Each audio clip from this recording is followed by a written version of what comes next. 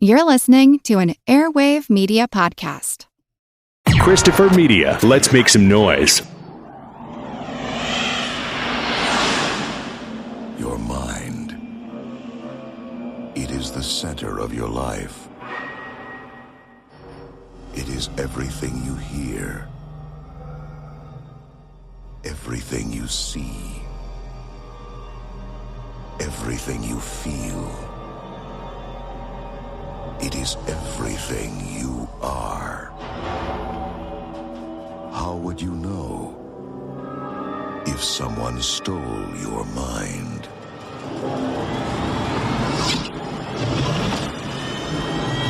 Arrest that woman!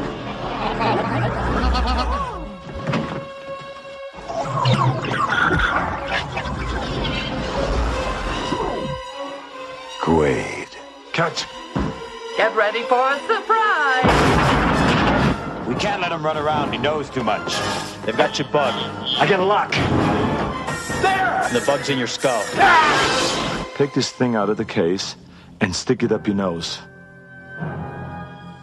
Don't worry, it's self-guiding. Got him.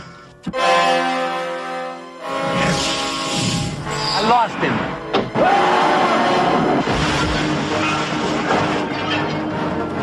Welcome to Mars. You got a lot of nerve showing your face around here. Look who's talking.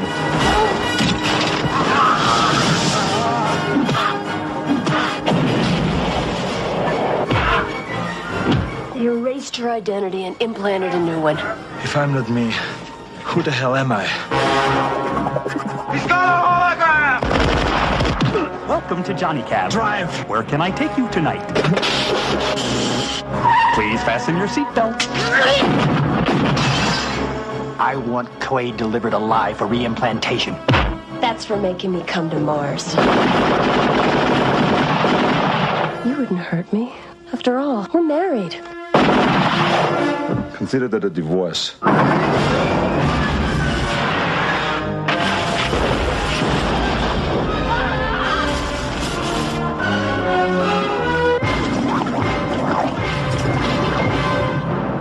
We hope you enjoyed the ride.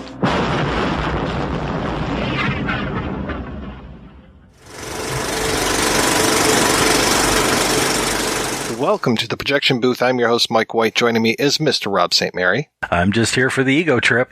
Also back in the booth this week is Mr. Jedidiah Ayres. We'll see you at the party. We're kicking off back-to-back discussions of Philip K. Dick adaptations with a look at 1990's Total Recall. Directed by Paul Verhoeven, the film spent years in turnaround until Arnold Schwarzenegger was attached and got this thing made. We've actually been talking about Total Recall since the very first episode of the projection booth, way back when we talked to Richard Rush, who was one of the first directors attached to the project. It's the story of identity, sanity, freedom fighting, and more. Of course, we're going to be getting into spoilers galore on this episode, so please be warned. Rob, when was the first time you saw Total Recall, and what did you think? I was 12 when this came out. So 1990, I was 12. So that, do the math, you can figure out how old I am.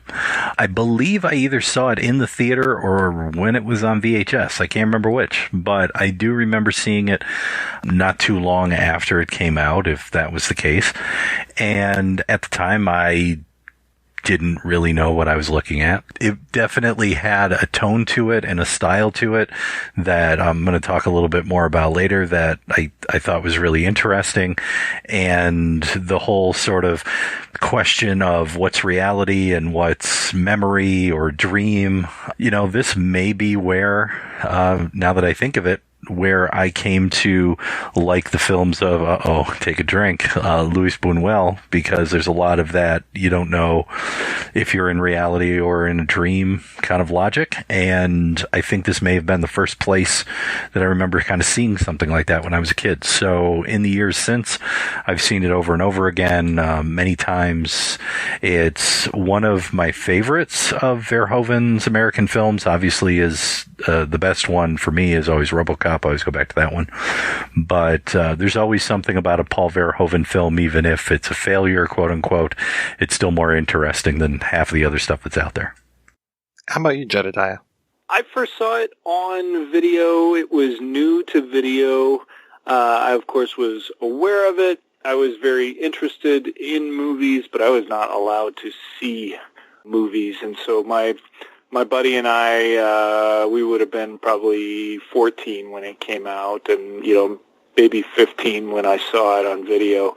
But, we used to go up to this video store that his parents had a membership at, and we found that they would rent us movies. R-rated movies and things like that, and wouldn't give us any shit about it. So we'd go up there and we'd rent a movie and then come back to his place. And he wasn't really allowed to watch movies either, but we would take turns. We'd borrow his father's camcorder, and we would make our own movies, but we would pretend we were making a movie, and we would actually load the movies we rented into the camcorder and watch them, take turns watching them through the little viewfinder. Oh my God, that tiny little lens? Yeah. Oh yeah. Wow. That's how we did it. That's how Dad did it. That's how America does it. And it's worked out pretty well so far. Or sometimes we would sneak out of his room in the middle of the night if I stayed over, and we would, down in their family room, we'd watch movies really, really quietly, and every time we heard a creak, we'd turn it off and, hide under the furniture. But anyway, so I saw Total Recall then, and it blew me away. I loved it. I gotta say, it's not the first Arnold Schwarzenegger movie I saw. I think Running Man might have been the first, and I loved Running Man, and I really liked this one. But I gotta say, I was not big on Arnold at the time. I was not interested in Commando or Raw Deal or the sort of more, quote-unquote realistic ones he was doing. I thought he was a vehicle for fantasy and science fiction. I just couldn't believe him in anything that was supposed to be reality. He was so outrageous looking, and of course the way he talked and everything like that. So I thought these sort of heightened reality projects were especially good for him. And, I mean, to this day, Total Recall is probably my favorite Arnold movie. It's definitely one of my favorite Verhoeven's. But, yeah, I just think it's fantastic. If memory serves, I was somewhere down near Gibraltar. Rob will maybe appreciate this. I was down near Gibraltar, and we were having an employee screening of this in Lincoln Park, and I managed to book my way from Gibraltar to Lincoln Park in an insane amount of time in order to catch this film. I think I came in slightly late, maybe after the initial dream sequence, but caught this one theatrically at the employee screening and fell in love with it and have enjoyed this movie ever since. I think I own it on almost every format that it's come out on, which is kind of sad to say. I was watching the DVD for this time, and it was nice. The special feature that was on the disc was actually a metal tin that was shaped like the planet Mars. And the first extra that was on that disc was actually directed by our friend Jeffrey Schwartz, who's been on the show before. And I think that may be where he got his Verhoeven connection. And now he's making a documentary about Showgirls. So, everything comes around eventually.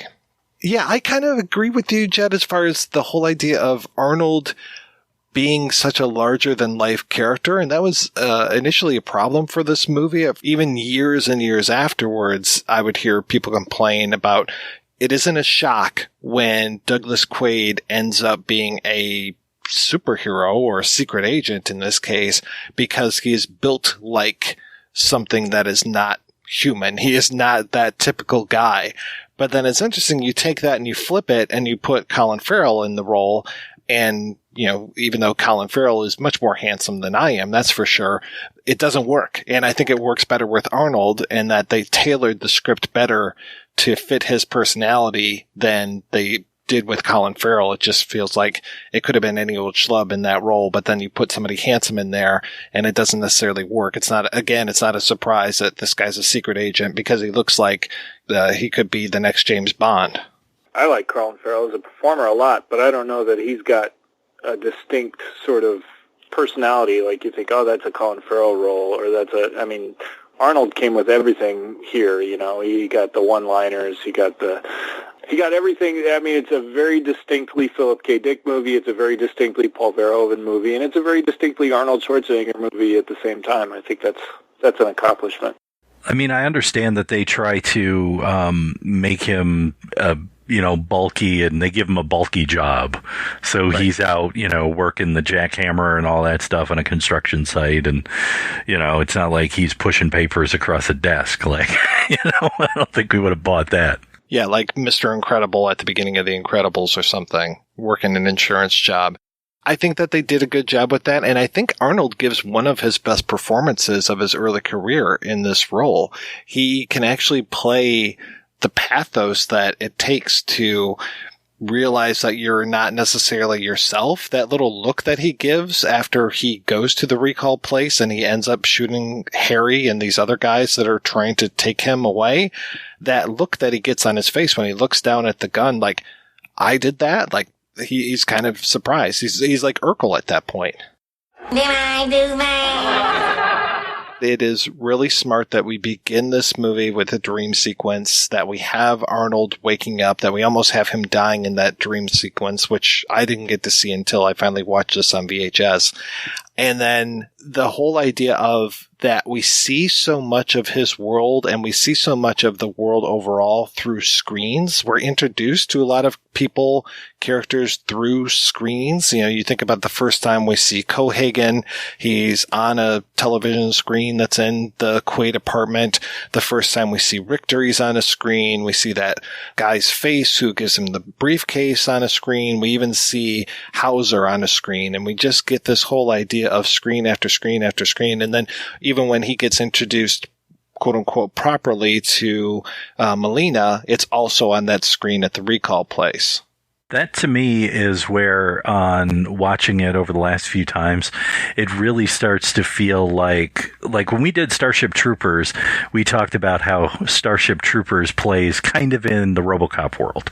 There's certain things about how it's structured and the use of commercials and TV and all of that stuff that feels like aspects of RoboCop.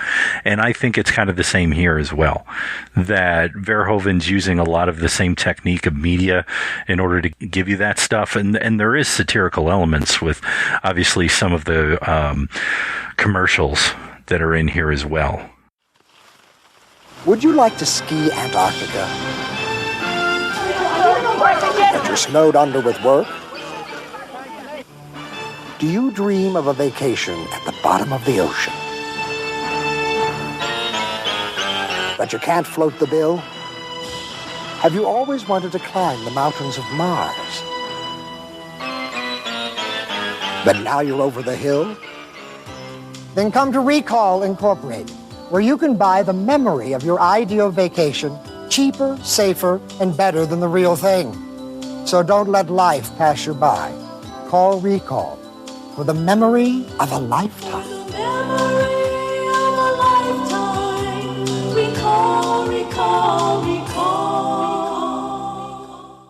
It also reminded me of the opening of Brazil, where you get the all those television screens in the window, and they're talking about it's all the terrorist activity, and that's all that's getting the airtime, and the talk of the terrorists, Quado and his terrorists on Mars doing slow in progress. It reminded me a lot of Brazil watching it this time. Like, oh yeah, not a new technique.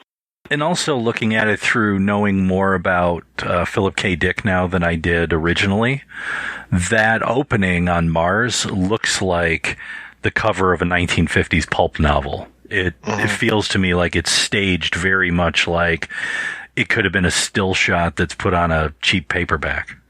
This coming out in 1990, we were so steeped in the news about things like the Nicaraguans and the Salvadorians and all of these conflicts that were happening in Central America. And it was the whole idea of, are these quote unquote rebels or are they freedom fighters? And when we are on Earth, we're hearing about the rebels. And I don't think that Melina and her group necessarily call themselves freedom fighters, but that's essentially what they are once we get up to Mars and learn what the real situation is. And I also think that it's very clever having Cohagen be the name of our main villain here. And with Verhoeven being Dutch, he obviously is coming from a background where he is familiar with what the Boers did or were still doing at this point down in South Africa, and the way that they were exploiting the workers in South Africa to mine diamonds the same way that Cohagen is exploiting the Martians or the Earth people who are living on Mars, or the Mars new people, to mine the turbinium. So I think that he definitely was playing with that as well. And I also get the feeling, and I think this is probably where it lives in the world of RoboCop, is that having Ronnie Cox as Cohagen almost seems like him playing Dick Jones again. There's a lot of that same kind of just rotter, I'm in charge, I'll step on anyone, that he's just so great at. I absolutely agree that it feels like the RoboCop world, and because of those themes that Mike was talking about, the kind of a fear of capitalism movie, Capitalism Run Amok, is the real threat to the planet, to the civilization this time. It's, he's trying to charge people for air when it could be free. In RoboCop, he's, of course, privatizing police and funding the criminal gangs that are stirring up the fear of rampant crime to get himself business. So it's I'd be curious. I haven't read any scripts. I understand there were many, many, many script versions of it. But I'm curious if any of that changed, particularly with Verhoeven being attached to, that it seems like a very Verhoeven kind of theme and something he would be interested in. I read the script from 83, and I read a script from, I want to say, 89. And I can't remember if I read any that were in between. And then I read some post Total Recall scripts that we'll talk about next week when we talk about Minority Report, when they were trying to do Total Recall 2 and have Doug Quaid still on Mars, and now the mutants that have psychic abilities that we see here end up being part of pre-crime. And so this kind of moves into the Minority Report world. But as far as what we saw as far as Verhoeven touches, I never saw a script that had the TV commercials. And I think those two TV commercials that happen when Quaid gets onto the train, I think both of those are so Verhoeven-esque, or I should say Ed Neumeyer-esque, because we're seeing those in RoboCop, we're seeing those here, and then we're going to see them again in Starship Troopers. And it's very telling to me that Neumeyer was not involved on this script, but it was Goldman and Shusett. So I think that it was probably coming from the direction of Verhoeven to say, I like these commercials. We need to have a way to introduce Recall, and we need to have a way to introduce, getting him over to Mars. So having those two spots both in the train, I think, are very clever. Those are great, and I love that, the scene where Arnold's doing the jackhammer, and, to your point, Rob, he's very jacked doing the jackhammer, but also his co-worker, Robert Costanza, is very...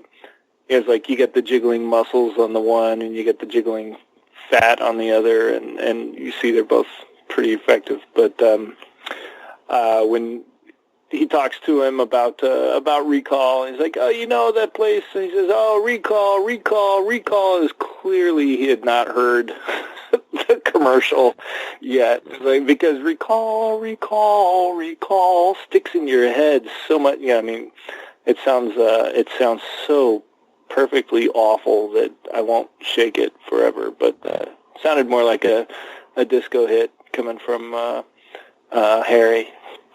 Don't fuck with your brain, pal. It ain't worth it. Yeah, Dr. Edgemar is another person that we are introduced to first on a screen through the commercial. He's not at the Recall facility itself, but then we see him pop up later on Mars, so he's another introduction to a character through a screen. It's interesting, the use of the screens for introduction. This is, I remember, and I don't know if you listen to commentary with Verhoeven on this or not, and if he postulated this in terms of Total Recall. But I remember when he talked about RoboCop, he talked about how he couldn't go at it straightforward. He had to give glimpses of things first, and then give you RoboCop. And that was part of, I think, the screen use and other things, was that he wanted to bring you into this world, but he couldn't just bring you into the world. He had to give you these small glimpses to get you to buy into it first before he brought you in. And I think maybe he sort of felt the same way here, that if it was just a full frontal assault, you just go, get the fuck out of here, and like laugh it off. So this was a way for him to build realism. This was a way for him to play on the fact that most of our lives since television has come in has been mediated through a screen, and even more so. And when you look at, the other one that this kind of reminds me of, but the remake really rips off, it's not as bad in here, is Blade Runner, and how the use of screen and advertising and all of that in Blade Runner is in there. That really becomes evident in the remake, but it's kind of the same idea in there you see at times. Yeah, that one of the first items that we see in Blade Runner is that advertisement of the Japanese woman putting that thing in her mouth, right after the eyeball. I mean, it's right up there. And then the blimp with the ads on it, and the whole go to the off-world colonies that we hear throughout everything. That's a really good point. The off-world, get your ass to Mars is what they might as well be saying on the commercials. But I liked that in Total Recall, in the Paul Verhoeven version, Earth is definitely a nicer place, and Mars is kind of a shithole. But in the off-world colonies, advertised in Blade Runner's obviously, Earth is definitely not where you want to be anymore. If you can get out, you should get out. Yeah, there's piffle everywhere. Yeah, we get so many of those nice ways that we are setting things up. We see almost everything twice. We see the whole idea of the X-ray machine use the quote-unquote right way when he's passing through it. Then we'll get it later on when he's running through it and he has a gun. We'll get things like, Benny the cab driver shows up at one point and tries to get him into his cab, and then he comes back and we see him again. So there are repeated things that we're going to get throughout here that do that job that I think you're talking about, Rob, when it comes to the introduction and then the follow through. And I think another thing that really helps with this movie feeling like a Verhoeven film is the Jerry Goldsmith score, which feels like he is just, and I love Jerry Goldsmith, so I mean this with all due respect, it feels like he is riffing on Basil Poledouris so much. Like there's elements of Conan in here, and then there are definitely elements of RoboCop in here, so it just feels like he's playing with those things.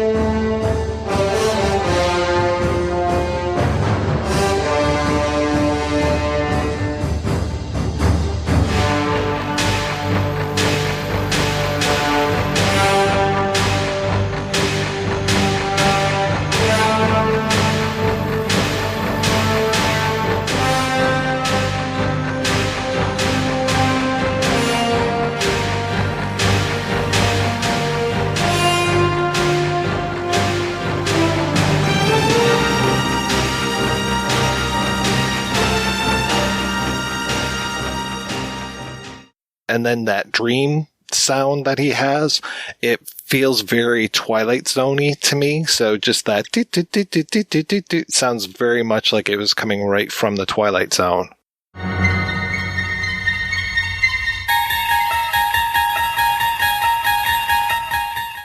I'm glad you mentioned Conan, because I actually had to look that up. I was like, God, that sounds like Conan. The very opening, the opening credits. So yeah, it was a good call there. I don't know when the first time I saw this movie and realized, 90% of this film is probably a dream. But once it finally hit me that was the case, I respected this movie even more. And I don't know if that's just like me being stupid and not realizing like, they are setting all this stuff up right from the get-go.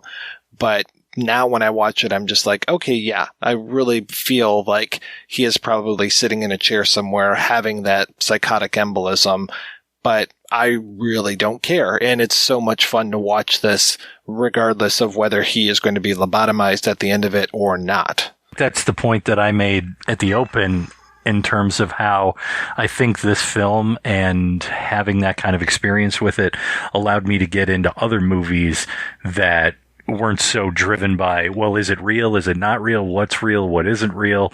And I think that sometimes people get way too caught up into those aspects and forget the larger themes and ideas. The way to interpret the film is, I think, very much up to the viewer, and I think that's by design, certainly from the writers and from Verhoeven. And I'm sure Arnold had a fair amount of his own say in what went into the script and what stayed out. And what, if you think about Verhoeven as somebody who makes, his American films especially being very genre pictures, but subversive, it's hard to tell sometimes, what's clear satire in Total Recall and what, in Starship Troopers, it kind of makes you eat shit while you're enjoying the violence on screen. And then the same with a lot of his stuff, but I think that that's it in Total Recall is that, if you told the audience this is all in his head, none of this is real, I don't think they'd have any particular interest in watching it. I think most people who saw it and loved it probably went with, yeah, he's a real secret agent. This is really happening, and I think you can read that into it. If you're prone to, but I think the more you know about Verhoeven, and certainly if you think of it as a Philip K. Dick movie, then I think you're probably leaning toward the other way. But he gives him an out too. When he's talking to Quado, and Quado says, "It's actions that make you." That make you a good or bad person. That it's not what you think about something; it's the actions. And so, if he's even in that situation, if it's a dream, if he's choosing to do the right thing in a dream, and risk being stuck there, then I guess that you can kind of have your cake and eat it too in that way. In a few weeks, we're going to be talking about the film Annihilation, and the end of that movie, spoiler alert, there is a doppelganger that comes along. And I think that you were talking, Rob, about dream imagery and dream logic, and there's so much to do with, psychology when it comes to the doppelganger and just that feeling of the uncanny. If you see something that looks exactly like you and that possibly is you, and will that try to take you over, and all of those fears that come along. And this movie is really smart to play on all that stuff. Once he first sees Hauser, and Hauser is a friend, but then when we get that second reveal of Hauser and Hauser as the enemy, and now he wants to take over the Quaid body and lose Quaid forever, it plays upon some real scary stuff that I don't know if we necessarily give this movie as much credit for as we should. And of course, we're going to get doubling throughout so much of this movie as well. I mean, the whole idea of the two women and, the blonde, the brunette, the whole play upon that. Jed, you mentioned Quado, and Quado actually being two people in one body is a really smart idea. Quado was represented in the script as being Quado and being what they would call the Oracle head. And it reminded me a lot of How to Get Ahead in Advertising with Richard E. Grant, where the head came out of his neck. This little tiny head came out of his neck. And he wasn't George in the script. He was just Quado, and then this little oracle would come up and Quado would kind of go under. So it was similar, but a little bit different. But the whole idea of Quado coming out of the body, the way that he does in the finished film, for me, that feels like this is the influence of David Cronenberg. And there's a lot of, we keep talking about how this fits into Verhoeven's filmography, and there's so many things that really make it work that way. But if this had remained a David Cronenberg picture as it was originally supposed to be, we talked a lot about that on the episode we did on The Fly, this fits in really well with what he was doing at the time. I mean, think of how Videodrome goes and the way that we have the James Woods character, that he gets involved in this whole plot, and there's these overall conspiracy theories, the way that his body is being used, and does he buy into Videodrome or does he not, et cetera, et cetera. To go from something like that into something like a Total Recall, it's really kind of an easy transition for me. And I feel like there's a lot of things. And of course, when we talked about Existenz, Cronenberg makes tons of references to Philip K. Dick in that, to the point where he has Perky Pat cereal that Jennifer Jason Leigh and Jude Law are eating. And we know he's a Philip K. Dick fan. And I think that Videodrome, his version of Total Recall, and Existenz would have fit together like a real nice package. Yeah, I kept thinking of all the, the remakes. There was RoboCop and Total Recall remake pretty close together, and I thought, man, Jose Padilla makes a better case for a personality behind the RoboCop, even though I don't think it's anything to brag about, than Len Wiseman did. But I thought, man, why don't you get? How fun would it be to see Paul Verhoeven and David Cronenberg kind of swap franchises there, do their own riffs on each other's stuff. Michael Ironside, of course, being in this made me think of Cronenberg most. But all the mutants, Dean Norris and the whole cast of mutants made me think of. I wonder how much groundwork had been done there in the Cronenberg version. The other thing that I felt about the mutants in here was I got a bit of kind of and I think it's probably the only film that I can think of that maybe has a cast of people this broad, where you have all these different people with, obviously they're all their various forms of malady. It's not like they all have the same. And it kind of reminded me of maybe Freaks, but obviously Freaks, those were all people with genuine dwarfism or other maladies, as opposed to being makeup effects.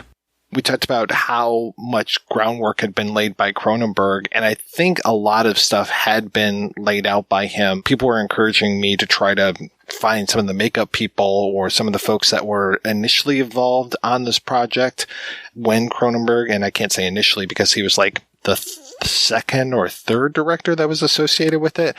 I was getting encouraged, find somebody that had worked on that and you'll see just how much groundwork that Cronenberg laid. And it's like, okay, I will try to do that. I was unsuccessful, unfortunately. And we know that what happened was, moved from Cronenberg maybe to somebody else and then to Bruce Beresford, and he was going to make it in 87. 87 to 90 seems like a long time, but it actually turned around pretty quickly once Dino De Laurentiis' company went out of business and they sold off this property to Carol Co. And then Arnold steps in and says, hey, Mario Vassar, you need to pick this up. And then he goes to, it was really, this whole package was put together by Arnold. He was the one who said, to Carol Co., buy this property. He goes to Verhoeven. He's like, I want you to direct this, and pretty much brings the whole thing together. And he's got the clout. He's got the star power at this point in order to make this thing happen. And once they did get the green light, it moved pretty quickly. There are a couple revisions of the scripts that are out there, but it was a pretty fast process to actually get this out and ready by, I can't remember if this was a summer release or fall release of 1990, but it moved fast. I'd like to know if it was Schwarzenegger's input or Verhoeven's that they got to play with Schwarzenegger's image so much that this is the kind of the time of his career that he was starting to already realize that, he needed to play with his image. Twins had come out, but, I think 1990 is also when Kindergarten Cop came out. So, comedies were a new thing for him.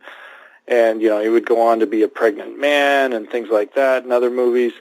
In this one, I like that he does one of the major action sequences wearing a dress, when he's revealed as the fat lady at customs, and he does one, wrapped in a silly-looking towel around his head, and certainly some of the best special effects moments of the film are, making his face blow up and look completely ridiculous. And I don't know if that was Verhoeven sensing Arnold was game for this kind of thing, or Arnold being savvy enough to say, "Hey, let's really play with my image here. Let's kind of poke some holes in it and have fun that way." I don't know, Jed, what it is. Why I keep having you on these movies where people go into low pressure atmospheres and start to blow up. That's right, and have the identity, the reality thing. I think Mulholland Drive and 12 Monkeys and this one. I don't know why I keep coming back for these. And Session 9. There you go. Exactly. You never know what's going to happen on here, apparently. I want to keep you off guard. I had a friend who wanted to watch The Sixth Day with his wife, and he's like, "Oh, this is the one where Arnold gets cloned." And she's like, "He gets cloned in every movie." He's like, "What are you talking about?" And then she starts to lay out for him, like, how many movies he actually plays doubles or twins, to your point. And just there were so many things where he'll be, even you mentioned Kindergarten Cop, where he's the super badass John Kimball cop, and then he has to turn into the nice Mr. Kimball cop. And so he was definitely working on both sides against the middle when it came to his personas. Yeah, I watched The Sixth Day too the other day just to revisit it for this, and it's very clearly it's nowhere near as successful as this. But I think he's trying to make lightning happen, strike twice there. Yeah, Sixth Day is pretty bad. The only thing I liked about it was the whole idea of repet and repopulating your pets if you like them that much, which I think might have inspired Barbra Streisand. I'm not sure. So I was watching Total Recall with my son, who's seen a handful of Arnold Schwarzenegger movies, and he was, we were cracking up at all the one-liners, and he looked at me and said, "Is that something that Arnold does in all his?" And he was like, "Yeah, that's what he does. That's his thing." But man, by the time they got around to The Sixth Day, it had the clunkiest one-liner ever when he tosses clone Tony Goldwyn on top of other Tony Goldwyn, and "I told you to go screw yourself. I did not mean for you to take it literally." 2-3 words at most, please. I always loved how The Simpsons would make fun of him for the one-liners. There's several times over the years that they've had that character, and the name escapes me. McBain. Yeah, and he would, have these one-liners in there, and it's an obvious nod to the fact that he was the king of the one-liners in this period. I mean, by the time this script got around to these guys, it had been through so many people, and there had been so many interesting ideas that got injected throughout all the years. I mean, even just little things like why his name is Hauser, playing off of the enigma of Caspar Hauser. It's like, who thinks of that? Okay, that's pretty cool. It's a nice little nod there. I didn't get that until I looked at your rundown here, and I go, oh, okay. And I knew the Herzog film for years, and it's been redone so many times, the idea of the wild child character that shows up and nobody knows who they are. I mean, even when it comes to Dr. Edgemar's name, where I think Mar as in sea, like he's on the edge of the sea of sleep, but I could be overthinking that completely. I read the short story, We Can Remember It For You Wholesale, and I've seen the Len Wiseman reboot or remake, and I assumed that a lot of the stuff in there had maybe been drawn from the short story, the stuff that was in there that wasn't in Verhoeven's version, but no, I mean, the screenwriters really took a kind of basic idea and turned it into, the iconic film. The film is, I mean, the short story is pretty short. It's pretty much, the idea, which is the core of the film. But, you don't, I mean, if you've just watched the two movie versions, then you think, well, surely a three-breasted woman is kind of the main thrust of the movie or the short story. That's the main idea. But they really, I think, did a hell of a job building out, making a great movie full of ideas. They took it and used it as a launch pad and made some really cool jumps with it. Well, yeah, so much of the short story is the first act of the film. The whole idea of, hey, I want to go to Mars. There's this company that will implant my a memory of this trip. He gets to the place and they go, oh, there's already a memory in here. And that's kind of where the first act of the movie ends. And that's also where possibly, he gets thrust into this dream world. And that's the rest of the film. But when it comes to the short story, I mean, there's that's the core of the story. But then there's that weird part where they're like, okay, well, now we have to remove this and do this. And and it ends up that he has this memory that's in his head where he has, or they're going to plant a memory in his head about some aliens that come to Earth that look like little mice. And rather than crushing them, he makes friends with them, shows them empathy, which is a big thing for Philip K. Dick, shows them empathy. And then they say, okay, as long as you're alive, we won't attack the planet and kill everyone, basically. And then when they go to implant that memory, they go, oh, wait, no, it's already here. This actually happened. And that's kind of like the twist of the story at the end, that Twilight Zone moment. But they make him feel so bad about that memory because they're just like, this is so juvenile and so childish. And when they find out that it's real, they're like, oh shit. Okay. We kind of screwed up. And that's it. I mean, so story over, but yeah, to take that as your core and then expand upon it to do the second and third acts of this film, which are just, I think, I wrote down the phrase gleefully ultra violent. There's so much great violence and great action in here. And then also some real cerebral moments. I mean, compare the moment in the underground, in the train station, the subway station, and the amount of violence and when he's using the body as the shield and just, God, it is so disgusting, but so funny at the same time. That moment compared with Dr. Edgemar coming in and laying out the rest of the plot for Quaid in the apartment that he has on Mars, I mean, it's just fantastic. Or the hotel room, I should say. To go from moments of just brutality to really heady that make you sit there and think and like, is this real? Is this not real? And then after he kills Edgemar, that the wall just explodes, it's like his whole world is literally crumbling on him. And then we go off into pretty much the third act of the film.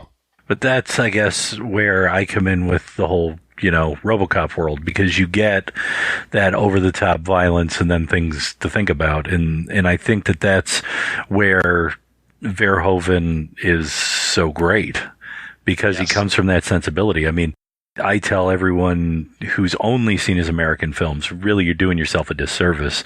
You need to go back and watch, Soldier of Orange, Turkish Delight, Spethers. I mean, his stuff back in Holland are just amazing. Like, I've never seen a bad film of his before 1987, of his Holland films. I mean, they're just great.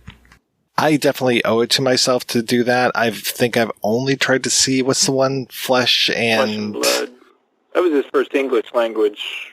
And I was just like, but I need to go back and watch the rest of those. They're really good.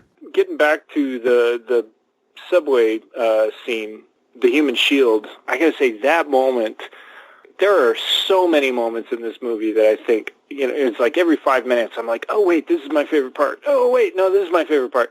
But that moment, when he uses the body of just this bystander so callously, I mean, guy's probably already dead from being shot, but then he just holds him up. And I read about audience reactions when the Wild Bunch first came out and all the carnage of the innocent townfolk getting shot to hell during the bank robbery in the opening scene, and how shocking that was for audiences. I didn't see Wild Bunch for several years after I saw Total Recall, but I had that reaction watching Total Recall. I was like, oh wait, like this is essentially a silly action movie on one level that works great, but I really felt that violence of that guy getting shot to hell, and yeah, it like RoboCop has got those great squib work and stuff that you just don't really get anymore. Verhoeven really has beautiful gunshots, but God, that corpse getting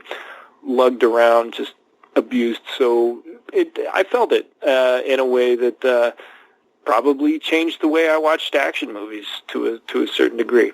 I think for me, the coup de grace is when he actually throws the body at those guys. It's funny. It is funny. And I think I laughed and also gasped when I first saw it. You got that double reaction, which is, I think, classic Verhoeven. He's like, you want thrills? I'll give you thrills. But here's another thing that's going on that maybe you're not paying attention to.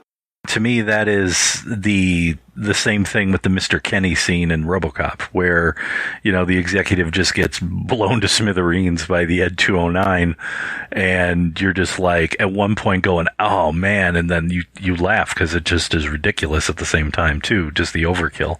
The one thing I noticed in here, and I don't know if there was any articles written about this at the time when it happened, because I don't remember movies having this much product placement. And I think I wrote down about 15 different logos that are highlighted through here, including variant logos such as USA Today, which is Mars Today. So, I mean, there's like Hilton, Sony, Coke. It's amazing they have Coke and Pepsi in here. I thought that was pretty incredible. Well, isn't it only Coke on Earth and then Pepsi on Mars? We can talk about the demographics of those later.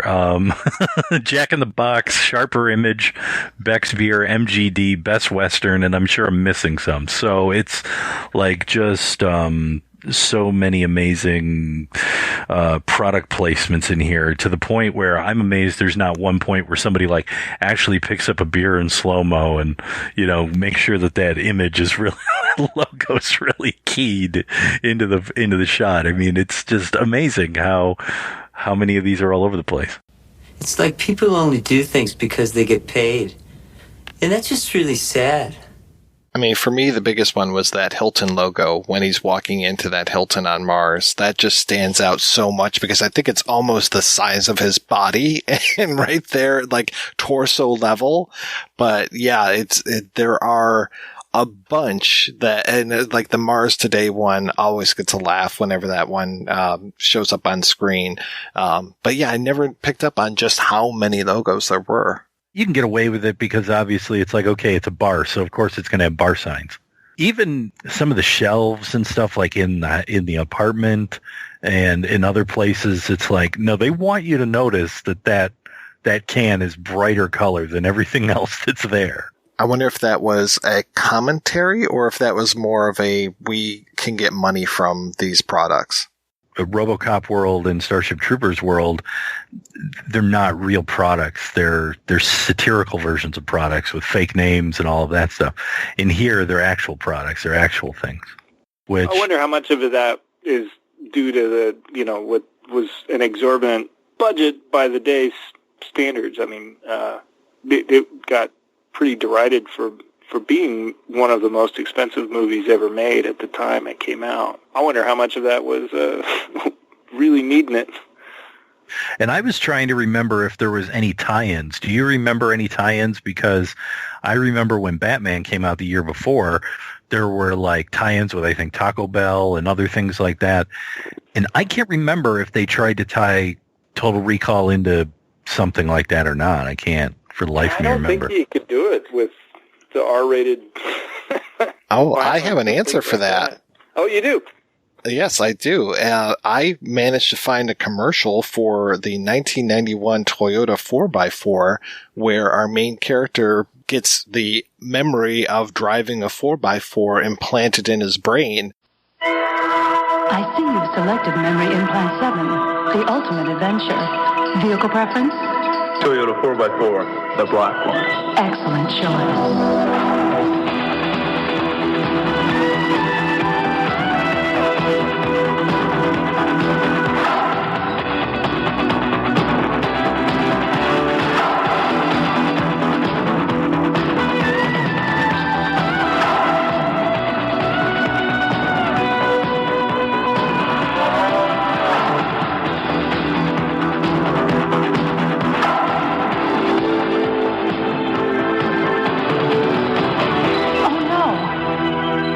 Another one. The 1991 Toyota 4x4.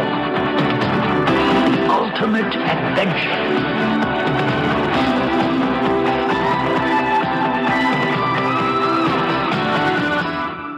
He likes it so much that he basically does the whole self-lobotomization, and the guy who's there at the recall company is like, oh, we lost another one. So there definitely was product placement or product tie-in with this one. Now, as far as fast food stuff, I'm not really sure. That's hilarious because the remake looks like a car commercial. The whole right. Well, the remake has so much of a look of Minority Report to me, which totally does have all the car tie-ins for me. I had an observation about some of the way they get through the clunky, all the exposition in this. There's a great visual cue when Arnold is watching the first Hauser video. He's sitting there eating like chocolate bar. It looks like he's watching TV, and it's almost like a visual cue to the audience. Like, okay, just keep eating your popcorn and tune in. We're going to get to all the good stuff in in a minute. But I don't remember why he's eating that chocolate bar or whatever it was. But it just cracked me up the last couple of times I watched it in the last month. It's such a silly looking. Seems very obvious imitation of a dumb blockbuster attendee. Like, ooh, tell me a story. Tell me a good story. No. And then they splatter the screen with all that copious amounts of blood from a single rat. It was awesome. Yeah, I never knew there was so much gore inside one little rat. Kind of makes you want to find out. Robbie mentioned the audio commentary, and I mean, it's an Arnold audio commentary, so of course he just kind of likes to repeat what's happening on screen. Though I kind of wish that Verhoeven had done it solo. I found the most interesting thing for me was when he said that he wanted to use Michael Ironsides for RoboCop, even before Peter Weller was involved. I had no idea. I'd never heard that before, and that they could not see eye to eye on the character. But he liked Ironsides enough that he wanted to bring him back for Total Recall, and then eventually brought him back for Starship Troopers. So he's got a good jaw. Ironsides has got a good jaw. So him as RoboCop, I could kind of see after he said that. But I mean, Peter Weller just is so iconic in that role. Michael Ironsides in here is great, but there's just seems to be moments with his character where I go, I don't know if I'm buying that. Like, he seems so bent on wanting to kill Arnold, and then he knows that he slept with his woman and killed her, but he still lets him get away with it. I was just like, really? I'm like, that doesn't seem like that's something this guy would do. It seems like he'd be like, oh no, it's on. Like, I'm getting my pound of flesh out of this guy. Believe me. I enjoyed he and his cohort, Michael Champion, Helm, character. Ironside and Champion, I wanted like a TV show of those two as like, sleazy detectives or something like that. They had a really nice rapport. I don't know Michael Champion from anything else, but I really enjoyed him in the movie. All his comments. No, I'm sure she hated every minute of it. Yeah, and then when he's helping him out get the, I can't hear you anymore, Mr. Cohagen, like that whole thing. What? What? I couldn't hear that last part. The connection just got really bad. I don't know. I don't think I'll play it on this episode, but if folks want to go back to previous times, I've interviewed Ronnie Cox a couple times, and he is always so nice to talk to. And he has this great story about he was working on Total Recall at the exact same time that he was working on Albert Pune's Captain America. So he's being like the nicest president in history and then the meanest son of a bitch on Mars. And the way that he would shift between those two personalities, and the way that I think they like flew him from Italy back to Mexico, back to Italy, and just like he kept going back and forth between these two locations. And the biggest thing for him was that slicked back hair, and just watching it again and watching his hair in this, because he does talk about there's one moment where his hair isn't slicked back, and it just bugged Verhoeven so much that he wanted to reshoot that whole sequence where his hair isn't slicked. But yeah, he is Cohagen. I mean, talk about one-liners. Cohagen has so many fucking great one-liners. I mean, the whole... In 30 seconds, you'll be dead. Then I'll blow this place up and be home in time for cornflakes. Is probably one of my favorite lines still. The Cohagen line that totally disarmed me recent watching was... when he's got Quaid strapped to the chair to turn him back to Hauser, and Arnold's like, Guy's a fucking asshole. Not true. It's one of my best friends. The line delivery on that sold me. I was like, oh, Cohagen. There's like a whole other side to Cohagen. I kind of want to see the Cohagen and Hauser special. They seem like they'd be pals, and I don't know. It was a great line delivery, though, because the line in the script, I don't know that it does much, but his delivery gave that character a whole new dimension. And, I mean, it was 2 seconds, and he's back to, pretty one-dimensional asshole, but not true. He didn't like people talking about Hauser that way. Yeah, he's my golf buddy. I like his in here, and like I said again, I keep referencing back to RoboCop, but the thing where it's Hauser and Cohagen, and it's like, hey buddy, how you doing? Yeah, that's right, and all that, and it's the two of them, and they're just hanging out. It's like, hey, what's going on, buddy? It's like, yeah, well, yeah, it isn't going to work out and all that. And, he's like, Arnold's got to watch the little video of himself with Cohagen. And I just love the little interaction between the two of them there. There's some really good, like, nonverbals. Like, they're not even saying anything. They're just kind of like two buddies like, hey, cool, yeah, get a drink, let's go play. And the framing of that is fantastic with the two in the back and the two up front and the way that they're looking at each other. Oh, wow. It's so good. But that in a way kind of reminds me of, again, the use of video, and then the whole thing where I get the feeling that if it wasn't Michael Ironside, maybe it would have been Kurtwood Smith, and the whole delivery of, at that time, which was we thought was amazing, was, I guess, the DVD or whatever, where he goes to Bob Morton's house and puts it on. He's like, hey, buddy, how you doing? Hello, buddy boy. Dick Jones here. I guess you're on your knees about now, begging for your life. Pathetic. You don't feel so cocky now, do you, Bob? Whatever he's paying you, I'll double it right now. You know what the tragedy is here, Bob? We could have been friends. But you wouldn't go through proper channels. You went over my head. That hurt. But life goes on. It's an old story. The fight for love and glory, huh, Bob? It helps if you think of it as a game, Bob. Every game has a winner and a loser.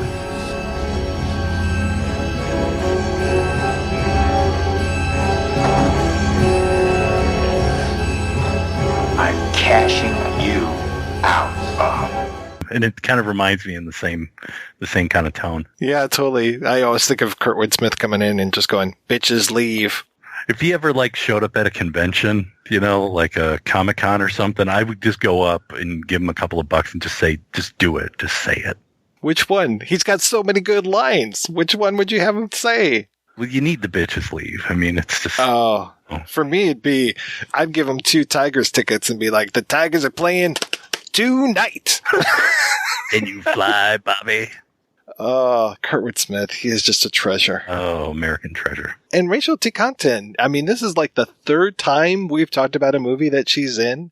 And I really like her. And I like her in this role. And I always question the amount that she gets brainwashed by the machine, because I like that after she's in the machine and Cohagen says, we're getting you fixed, that after she comes out, she calls him honey or something. And it's just like, okay, so there was a little bit of domestication happening there, but then she manages to kind of pull herself together and continue to kick ass afterwards. Are you alright? Are you still you? I'm not sure, dear. What do you think? Athletic, sleazy, and demure. She and Sharon Stone have a great fight scene. I mean, the physicality between the two of them, I buy it. I mean, they might as well have been Cynthia Rothrock and Michelle Yeoh or something like that. They really had a great... I mean, some of that's the editing and things like that, but, I think Sharon Stone was fantastic in the role, and the two of them fighting each other was great. I'd I'd sign on for a longer version of that for sure. I'm sure that there have been term papers written about Sharon Stone in that suit when she shows up in the suit, and that, is she now trying to be a more masculine character, and is Rachel or is Melina more the feminine character? Is Rachel wearing pants in this scene and all that kind of stuff? And I'm sure there have also been term papers written about the use or non-use of African American characters in his films. I know I saw a video when we were talking about Starship Troopers about how the black people that end up, there's one black woman who touches a white person and then she gets her arm melted off later on in the film. And it's just like, can black people not touch white people? And in this movie, you've got the black lady who's doing her nails at the beginning that works at Recall. And then you've got Benny, the cab driver, who ends up being this duplicitous sellout to his own mutant people. And it's just like, oh, that's a little troublesome to me. I'm not sure how I feel about this necessarily. Regarding the lady doing her nails, I thought that was a nice visual cue of, that's somebody else who's just altering reality like it's nothing, She just, I'm going to be this character. No, I'm going to be this character. No, I want to do this. She does it 2 or 3 times in another scene. She's also doing it. But I like that little tiny touches about how, we just change this about ourselves so easily when it suits us. And the guy that plays McClane, the salesman for Recall, I think his performance is one of the top things. I just absolutely love him as that kind of used car salesman, just so smarmy, and especially when he does that whole... What is it that is exactly the same about every single vacation you have ever taken? I give up. You're the same. No matter where you go, there you are. It's always the same old you. Let me suggest that you take a vacation from yourself. And I know, it sounds wild. It is the latest thing in travel. We call it the ego trip. No, I'm not interested in that. You're gonna love this, Doug. We offer you a choice of alternate identities during your trip. Face it. Why go to Mars as a tourist when you can go as a playboy or a famous jock or... Secret agent. How much is that? Let me tantalize you. You are a top operative, back under deep cover on your most important mission. People are trying to kill you left and right. You meet this beautiful, exotic woman. Come on. I don't want to spoil it for you, Doug, but you rest assured, by the time the trip is over, you get the girl, kill the bad guys, and save the entire planet. Now you tell me, isn't that worth a measly 300 credits? I'm sure he makes big money on commissions. Well, you want to talk about problematic? We'll talk about the remake and how the salesman character changes, and that's problematic. Well, on that cue, I think we should go ahead and take a break and play an interview with screenwriter Gary Goldman, and we'll be back with that right after these brief messages. How to continue a television series after a major actor has left the cast. Part 2. The Blake 7 Method. Remove the character from the script. Introduce a new replacement character. Eventually, few of the original characters will be present, and the series will barely resemble its original form. For more about British science fiction television, listen to the British Invaders podcast. www.britishinvaders.com. I don't know how he does it. I mean, the guy does books, he writes reviews, he's on the show every week with me. I'm talking about my humble podcast partner, Mike White from the Projection Booth. Hey, it's Rob St. Mary. I just wanted to let you know, Cinema Detours, Mike's new book is out. It collects a bunch of reviews that he's done over the past decade or so for various places here and there, and you basically want to pick it up, and I'll tell you why. Because some of those older reviews, the movies that you have seen, it's kind of like chatting with an old friend. And then the movies that you haven't seen yet, well, Mike will add about another 100 to 150 movies that you're going to have to see before you die. You can give him a wedgie or something next time you see him. You can thank him for that one. It's Cinema Detours. You can get it over at our website, projection-booth.com. You can get it at amazon.com, and you can get it in either paper form, if you're old school, or you can get it for your Kindle, your e-reader. So there's no reason to detour Cinema Detours. From Mike White, and of course, you can always learn more about what we do, about the books, and everything else at projection-booth.com. tuning into Sci-Fi TV. Hey, everybody, welcome back. I'm Brent Barrett. I'm Kevin Batchelder. I'm Wendy Hembrock. The Viewer's Guide to Genre Television. Welcome, everyone, to a special supernatural-focused bonus Hello, everyone, show. and welcome to the Fae Files, a family of podcasts for the genre-loving television viewer. Welcome to Saturday B Movie Reel. Hi, everyone. Welcome to the study Welcome group. to the top genre characters of all time countdown. And tonight, we're going to be talking about Game of Thrones Season 3. Find us at tuningintoscifitv.com. Hi, this is Andrew from We Hate Movies, and you're listening to The Projection Booth. If you feel like laughing after listening to some serious film discussion, head on over to our show, WHMPodcast.com. Every Tuesday, a new episode drops, us ragging on bad movies, whereas the good folks here at The Projection Booth are talking about good, hearty, cinema-related stuff. Go here for the cinema, come to us for the laughs afterwards. We Hate Movies every Tuesday.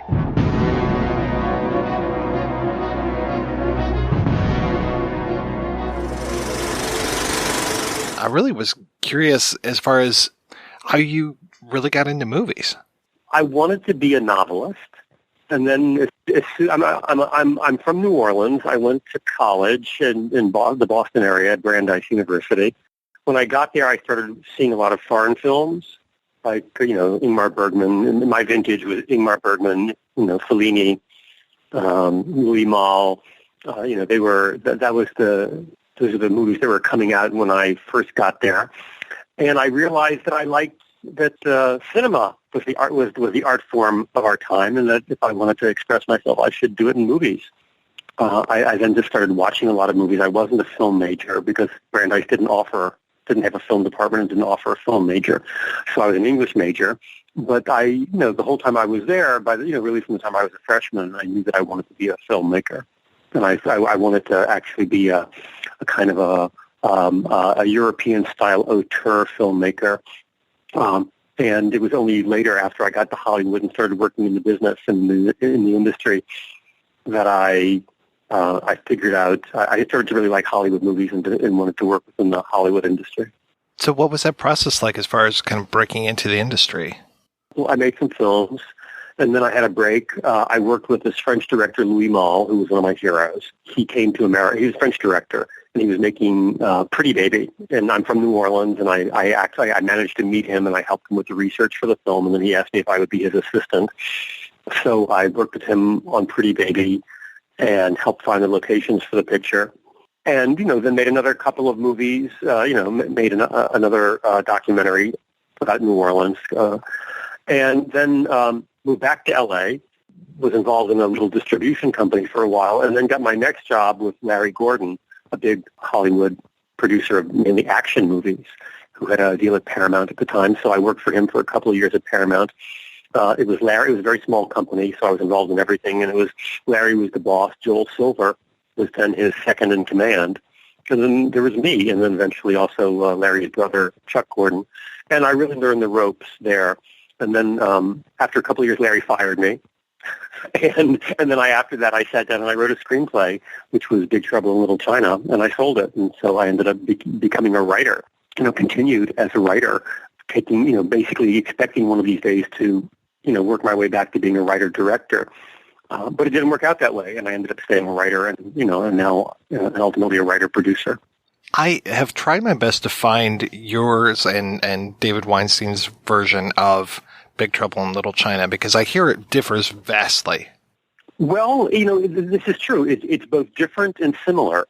We wrote it as something, it was about a cowboy in Chinatown in 1899. And because of that, we wrote it, this is shortly after Raiders of the Lost Ark. And it was, a little bit more of I would say it's somewhere between Raiders of the Lost Ark and Crouching Tiger, Hidden Dragon. What happened is that, people read it and liked it, and it was, we sold it and got us launched as writers. And then what happened was that it ended up actually being acquired by my former boss, Larry Gordon, who became president of 20th Century Fox. And after sending it around to a couple of directors, decided that, who didn't say yes. I think he sent it to Walter Hill, who was his go-to director. He didn't say yes to the original Western version. Larry decided, that it needed a big change, and he sent it to W.D. Richter, and Richter had the idea of making it contemporary. what happened was that in order to make it contemporary, you had to have a change in tone. You know, I mean, if something is set in the past, then it can be kind of in the land of fantasy, and you'll believe it. But if it's going to be contemporary, then, you know, you can't really play it straight. And so Richter brought in the kind of, you know, insouciant camp tone. That was his contribution. It was a thorough rewrite that changed the tone and the time frame. But moment by moment, beat by beat, character by character, it was the same screenplay, just translated into a new time period and a new tone. So, you know, Richter did a great job at, you know, I mean, he reconceived it, but in another way was incredibly faithful to it. So that's, you know, that explains why it's both different and similar. So once you manage to sell a screenplay, does that open up some doors for you? Oh, yeah, absolutely. You know, from that point on, so my partner then was David Weinstein, and we had a couple more deals together. We had a Josie and the Pussycats type story. This was our first job. We came up with our own idea of doing an update of Huckleberry Finn with Huck and Tom as adolescents.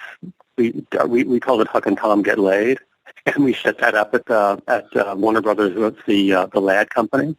And then we did a kind of, this is right after Michael Jackson did Thriller, and we came up with the idea of doing a kind of a voodoo Mardi Gras musical, you know, a horror musical, which we set up with Richard Pryor's company. And so, we were working, and it got us launched. And then basically, you know, we started quarreling, not over creative issues, but really just over our, you know, business issues. Some of them relating to the fact that my partner really was very unhappy with the way the Big Trouble in Little China movie came out. And so we kind of just split up and went our separate ways. But yes, absolutely, selling Big Trouble in Little China, you know, it's funny, at the time we thought we had made a very, you know, a substantial original, you know, spec screenplay sale. It wasn't, you know, ultimately it actually wasn't a lot of money, but it did. It did the trick, and it got us started. And I was very lucky because, unlike most screenwriters who have to, you know, put in a long time writing screenplay after screenplay before they sell a screenplay and get an agent, I had paid my dues in other ways. You know, I had made some films. I had worked with Louis Malle. I had started a distribution company with some buddies of mine. I had worked at Larry Gordon and Joel Silver in the studios. And so I had, part of my job was development, and so I knew a lot of agents from the couple of years I spent doing development. And so I sent the new screenplay, Big Trouble, to, you know, a few of those, and we ended up, you know, several agents wanted to represent us, and we signed with one of them. So I paid my dues in other ways, but I actually managed to sell my first screenplay, my first commercial screenplay, and got going in the business. Out of curiosity, what were some of the films that you were distributing? There was only one. I was working with a couple of guys who I'd met in New Orleans. They had worked together. They had a unique business concept to find undistributed movies, you know, and to pick them up for a song or a promise of look, you know, your movie is sitting there. You already spent $1 million or $2 million or $5 million making it, but you don't have a distributor. There are a lot of movies in that category. You know, a lot of people went to a lot of trouble to make movies that didn't get U.S. distribution. These guys had managed to find a movie called The Wicker Man, the original Wicker Man directed by Robin Hardy, and starring Edward Woodward. And they had managed to get the U.S. rights to it. And they put some money into devising an ad campaign and opening it in the southeast of the U.S. And they proved their model that they could make money that way. It was, you know, they managed to, you know, they were making substantially more than they were putting into the advertising and then rolling the movie out nationwide. But what happened is that they quarreled among themselves, and two of them came to me and said, hey, you know, we proved this business model. Let's keep going. Why don't you come in and join us in this? And then instead of, you know, you one of these guys who works really, really hard for a number of years to make an independent film and then can't get distribution for it, or if you do get distribution for it, you get screwed, and, you know, basically the distributor takes all the money and never returns any money to you or your investors. We'll know the ropes on distribution, and we can then, set ourselves up in the business, and we can make movies as well as distribute them. So it sounded like a good idea. And in the end, we, were able to raise some money, and but our investors had a hand in what movie we ended up distributing. And the one they liked was a movie called, I think it was called The Rip-Off. And it starred Lee Van Cleef and Edward Albert and Lionel Stander. And we picked up the rights to that and moved the company out to L.A. I got myself back to L.A. I'd come to L.A. after college and then gone back to New Orleans and stayed in New Orleans, during and after Pretty Baby. And this got me back to L.A. But, hey, we came up with the AI campaign, and when we put it in theaters, nobody wanted to see it. So our investors who said, oh, yeah, absolutely, this is not just going to be for one movie. We're definitely behind you for, 4 or 5 movies. Well, let's give this idea a chance. They said, oh, one failure, and they were out of there. So really, the company was very short-lived. The next movies we were interested in picking up were much higher caliber. We had a chance to distribute Tess of the D'Urbervilles, the Roman Polanski movie, Tess. And we had a chance to distribute The Stuntman. And so we had a chance to distribute those 2 movies, but couldn't find an investors who wanted to back it. And we figured, well, we're never going to get 2 more movies like this. And if we can't raise money for these, then, really, why bother trying with any others? So at that point, that's when I went to work for Larry Gordon. What comes first, Navy SEALs or Total Recall? I'm pretty sure that I worked on Navy SEALs first. No, I definitely worked on Navy SEALs first, although we ended up coming out at the same time, but I think the same summer, the same year. So, yeah, what happened is I split up with my partner, David, and then I got a job writing Navy SEALs. When I first was approached about the project, the director was Ridley Scott. And then Ridley, by the time I signed on to do it, Ridley Scott was off the project, but we had Richard Marquand, who had done, I think, Empire Strikes Back for George Lucas, so that was still pretty good. And then by the time, right when I handed in my screenplay, I worked with Richard Marquand. I went to London. I met with him. It was all very interesting and promising. And then he died of a stroke. And then they had to get a new director. They got Louis Teague, and then Louis Teague went and took the project in another direction. And during that time, after that, that's when I met. I wrote another screenplay on spec. I worked with another friend of mine and wrote a screenplay called Warrior. I optioned a novel, worked with my partner, adapted that, sold it on spec to Warner Brothers, and then after rewriting it, we attached Paul Verhoeven to direct it.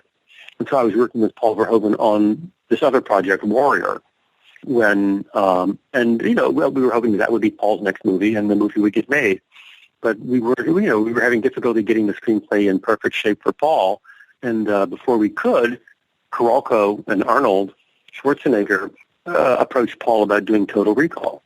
Paul said to me, he said, Gary, I really feel bad about this. I like working with you, but it looks like I'm going to have to go do this other movie first. And I asked, well, what's the movie? He said, Total Recall. I said, oh, that's really funny, Paul, because just a few months ago, I was called by Bruce Beresford, who was in Australia, and he was directing Total Recall for Dino De Laurentiis. And he asked me if I wanted to come and work with him and rewrite the screenplay in Australia. And I said I couldn't because I was working on my own screenplay with you. and then what happened was that project fell apart. I think possibly because Dino's company went bankrupt. And now, ironically, here was the same project, Total Recall, and Paul was on it, and he was leaving me to go do Total Recall.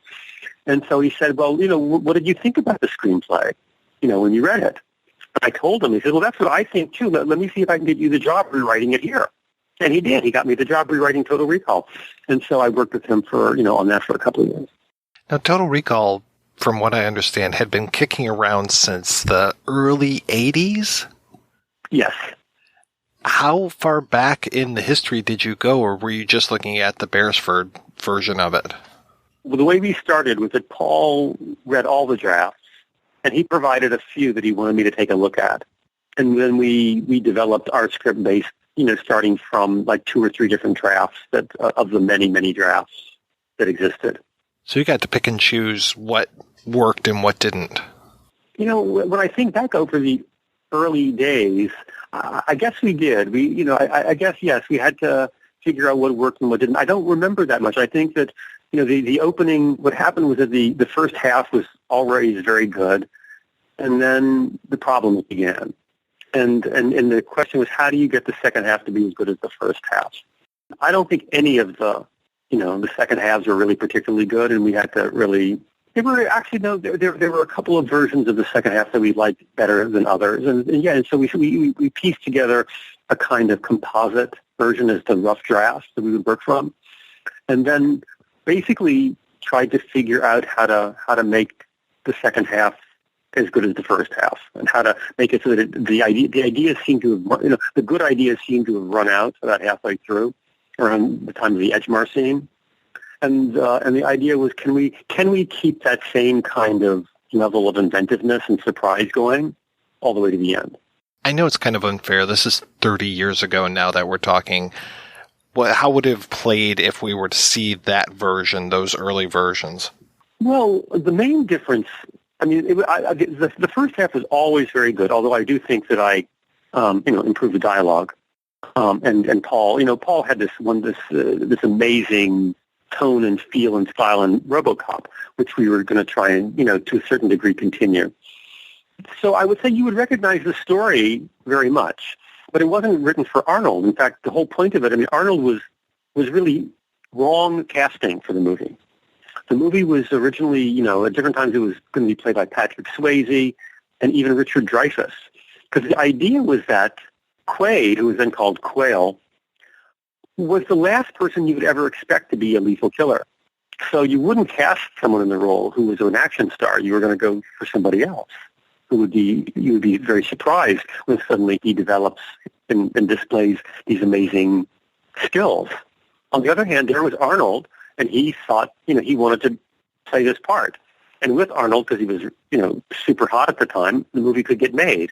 So the question was, how do we, we had to adapt it for Arnold. So at the same time, we were trying to make it more intelligent, keep the intelligence and the inventiveness going all the way to the end, and trying to find a way to make it right for Arnold, and to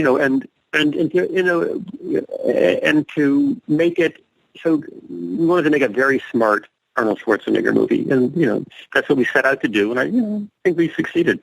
From what I understand, you were the one that came up with the idea of the twist to have Hauser actually be kind of a dick. Yes, that's true. Yeah, there were two steps to it. Paul Verhoeven really wanted the idea that. There were two big ideas in the second half. One was that you would never know whether it was real or not, which was and the other was that what do you find out? The whole movie is about Quaid, wanting to get back to who he really is, and at the point where he gets back to who he is, then it stops being interesting and just becomes an action movie. So the idea is, what if he finds out who he really is and he doesn't like who he used to be? And then he's stuck in this situation, which I think at the time was completely original, of having to decide whether he wants to be authentic or good, or authentic to what he used to be, or authentic to who he feels he is now. So yeah, that was something that I came up with, and I found really interesting. That other idea, as far as not knowing if it's a dream or not, was that always running through there? It was always running through, but with the idea that, of course, in the end, you know what's real and what's not real, right? The idea is that, of course, in the end, a dream is a dream, and the real, that you can tell the difference between what's an implanted memory and what's real, and that in the end, people are just trying to fool him into thinking that the dream is real. And we said, no, let's actually see if we can try and pull it off. Let's try and pull off that you can't tell the difference. Or that it might really be, or that the truth is that it might really be a dream, and that's what we're watching is his dream. And so we set out to do that as a kind of almost really more as an exercise to see if we could, and we weren't sure if we would be able to do it. We were able to get to a certain point and keep it ambiguous. And in the end, there was a moment when I cracked it, and it's when I came up with the idea that when Quaid is watching Cohagen says, there's somebody here who wants, he's captured a second time. He's captured on Mars. He says, there's somebody here who wants to talk to you. And you realize that, and then he finds out who it is, and he sees that it's himself. Because the point is, the reason he believed in the first place that he was set off on this mission is that he saw himself, right? He said there's a recording from himself saying, hey, buddy, you've got to go do this. You've got to go to Mars. You have to, save the planet. He believes it because it's coming from himself. So the idea was, okay, we've established that he'll believe himself. So the way that you prove that it's that the whole thing has been a dream is when he tells himself that it's, that he's not really who he thinks he is. And so it worked perfectly, but that was the key. And when I came up with the idea of that moment, of being able to pull it off on screen, that people would buy it if they saw Quaid telling himself that it was a dream, Quaid telling himself that his identity was fake. And that somehow opened up the possibility, I would say. I don't know, that was what got us over seemingly the last hurdle. And then, of course, we had to figure out how to end it with some ambiguity, and Paul came up with the idea of the fade to white, which would be, and then, of course, and also otherwise, there were just 15 or 20 little moments that I carefully devised, so that there would be, in devising the dream, everything that happened later was foreshadowed. Like blue skies on Mars, and what kind of a girl do you want to meet? It's a sleazy end demure, and he ends up meeting a girl who's a hooker, but not really a hooker. All of those things were sort of like crafty screenwriting to establish that everything that you thought was just naturally happening had been foreshadowed as part of design of the dream that he bought. All right, I want to get really in the weeds here for just a second and ask you what your interpretation, or maybe your meaning of the original meaning of Dr. Edgemar's bead of sweat. Well, the bead of sweat is, of course, that's the tell, and but it the idea is that to Quaid, it means that it's not authentic, that he's being lied to. But the fact is that everything within the. I don't really have a complete explanation for why he would have a bead of sweat, except that maybe it has something to do with the technology of how they injected Dr. Edgemar into the dream in the first place. Fair enough. You push me into a corner there, and I have to say that it's yes. Why? Well, except that even if you're Dr. Edgemar and you're being projected into a dream, it doesn't mean you're not nervous. Yeah, because you could be setting yourself up for a lawsuit. Right. Yes, or being fired or killed by Coheg for not getting the job done right. Writing for Arnold must be a little bit of a challenge as far as, did you come up with some of those one-liners? Oh, yeah, sure. Yeah, all the dialogue pretty much is mine. And, and the one-liners are mine. And in fact, but, at the time, Arnold was famous for those one-liners. We had a few more zingers that we didn't put in because Paul didn't want to go too far with them. He felt like, okay, we're going to use these one-liners and we're going to elevate them and make them wittier and more meaningful. But we're not going to take every opportunity to be corny, even if it would get a big laugh. So, for example, I wrote another one where Arnold is checking into the Hilton on Mars right after he's been at the spaceport, and there's been that big sequence with the air being sucked out. And so the desk clerk asks him, so, Mr. Hauser, I forgot what name he uses. Mr. Hauser, what did you think of our new spaceport? And he said, I was blown away. Oh. And Paul decided that even though he knew it would get a big laugh, that, it was time to, for the movie to be serious and start getting into the drama. So we did, that one didn't make it in. From what I understand, you and Ronald Shusett were pretty much on set it all the time? Yes, well, Paul is like that. Paul is a European director, and he likes having the writer on the set. He's very collaborative. He respects his writers. He really shoots. He doesn't improvise. He didn't improvise on Total Recall, and he didn't improvise on Basic Instinct. He works really hard to craft the screenplay, and he shoots the screenplay, 99, 100%. Ron and I were there in different capacities. Ron had originated Total Recall, and he had been an executive producer on Alien and had been on the set of Alien. And so he was there as an executive producer. That was part of his contract, that he got to be on the set. And I was there because I was Paul's writer. Also, Paul English is not his first language. He speaks Dutch. And so I think he also liked the idea of having a native English language partner, somebody who could really, rely on, just, for little questions. So I was there in that way. And then, but Ron had a very good relationship with Arnold, and he had a hand in, basically if Ron didn't like something in the screenplay, he had Arnold behind him to kind of force Paul and me in the studio to, take what he said seriously. And it could have been a bad situation, but actually Ron and I got along great. And for all practical purposes, we worked together as writers on the set. But that being said, I don't think there was more than 1% or 2% rewriting on the set. We really shot the screenplay as it was written in pre-production. I think the only scene I remember rewriting was the one they needed for time and space or budget.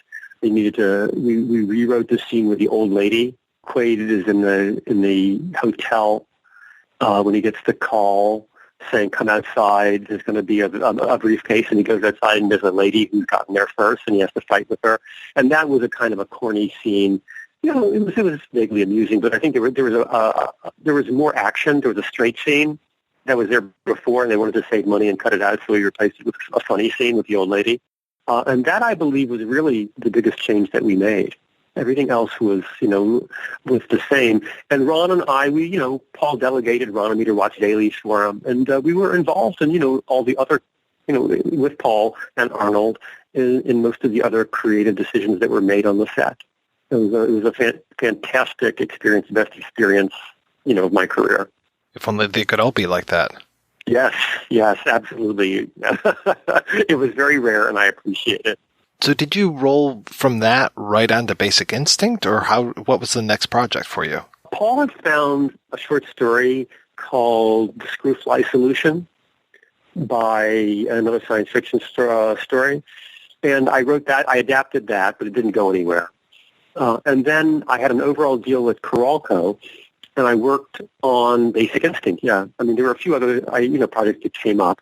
The Basic Instinct was the next thing that I worked on. I'm very curious what the script was like when you first got on that project. The script was very similar to the movie. People loved it always. It was, people reckoned they bought it for a record-setting amount, and it got Michael Douglas and it got Paul Verhoeven, and then but everybody had feelings about what was wrong with it. That there were things that felt implausible, or that everybody felt that it needed work. So Paul had some ideas that he wanted to introduce that Joe Esterhaus didn't like. And Esterhaus said, "Give me back my screenplay. I'd rather get it back, we'll just, and I'll start over with somebody else." And the studio said, "No way. We have Michael Douglas and Paul Verhoeven. We're making this." And, so Esterhaus walked off the picture. And I was there. I was in the right place at the right time because I had just worked with Paul on Total Recall. And I was already under contract at Coralco. So we worked on it. And basically it was a question of trying to fix certain beats that didn't seem quite plausible, that didn't quite work, fixing the things that stuck out and that bothered people. But what we ended up doing was as we went through it, we found out that actually, we kind of, we worked really, really hard to understand what was going on in each scene and what was all the many things that needed to be accomplished in each scene.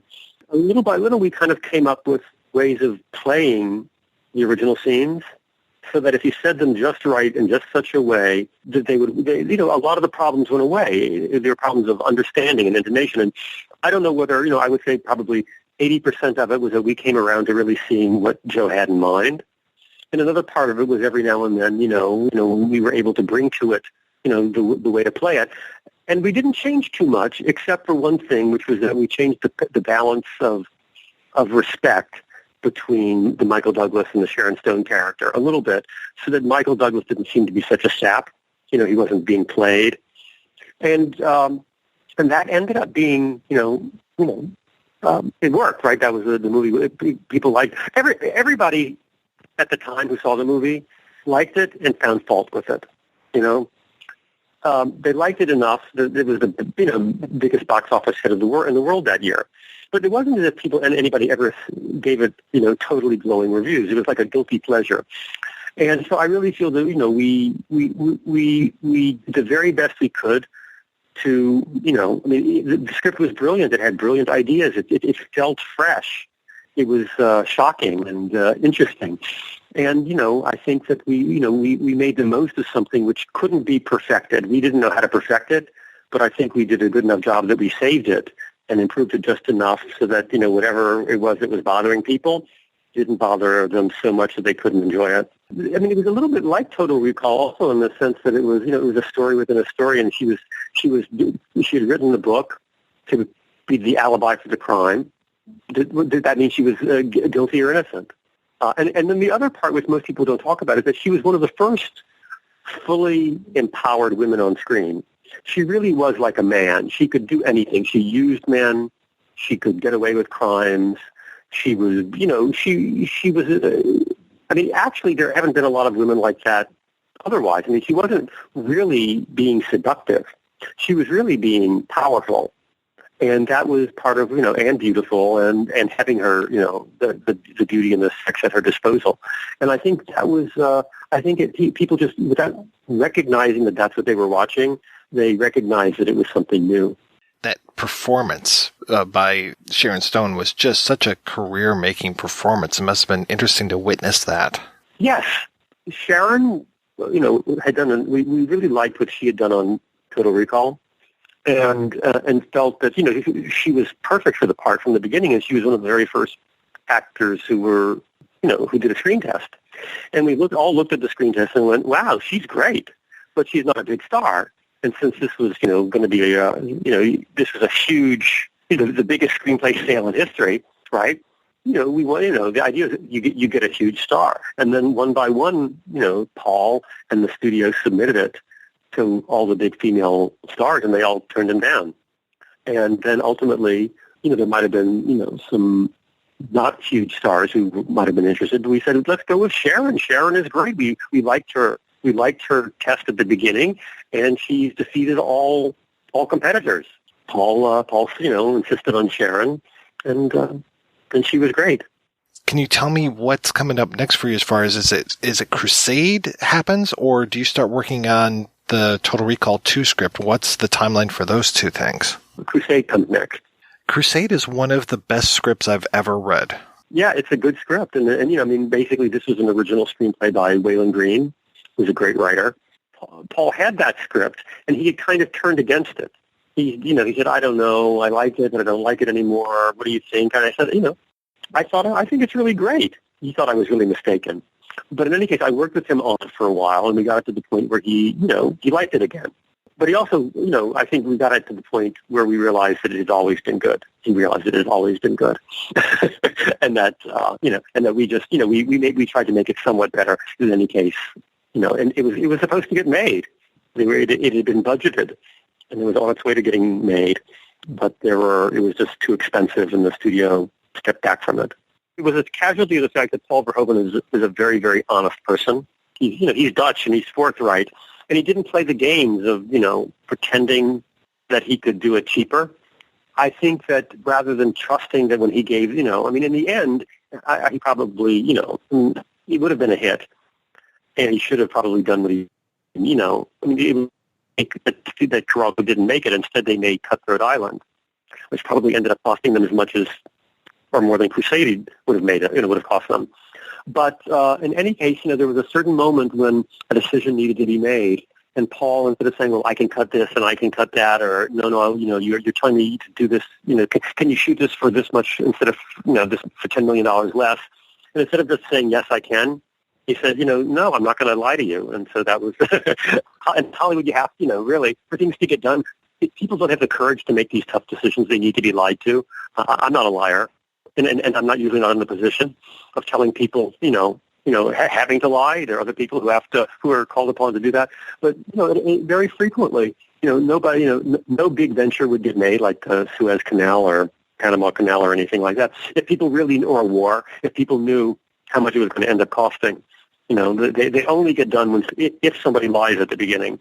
Paul didn't do that, and so the movie didn't get made. So what happens to you when the project falls apart? I was a script doctor on that picture. I was a script doctor on Basic Instinct, and I was a script doctor on Crusade, and it's a fine and noble profession and very well paid. But it didn't. I mean, what happened to me? Honestly, there were 2 or 3 things I had in the fire when Carolco ended up going bankrupt. I could think one of them was the Total Recall sequel, and the other was Crusade. If Carolco had made those 2 movies, they would probably still be in business. And I would have been launched to, I have a certain stature. If those 2 movies had been made, I would have been a lot bigger.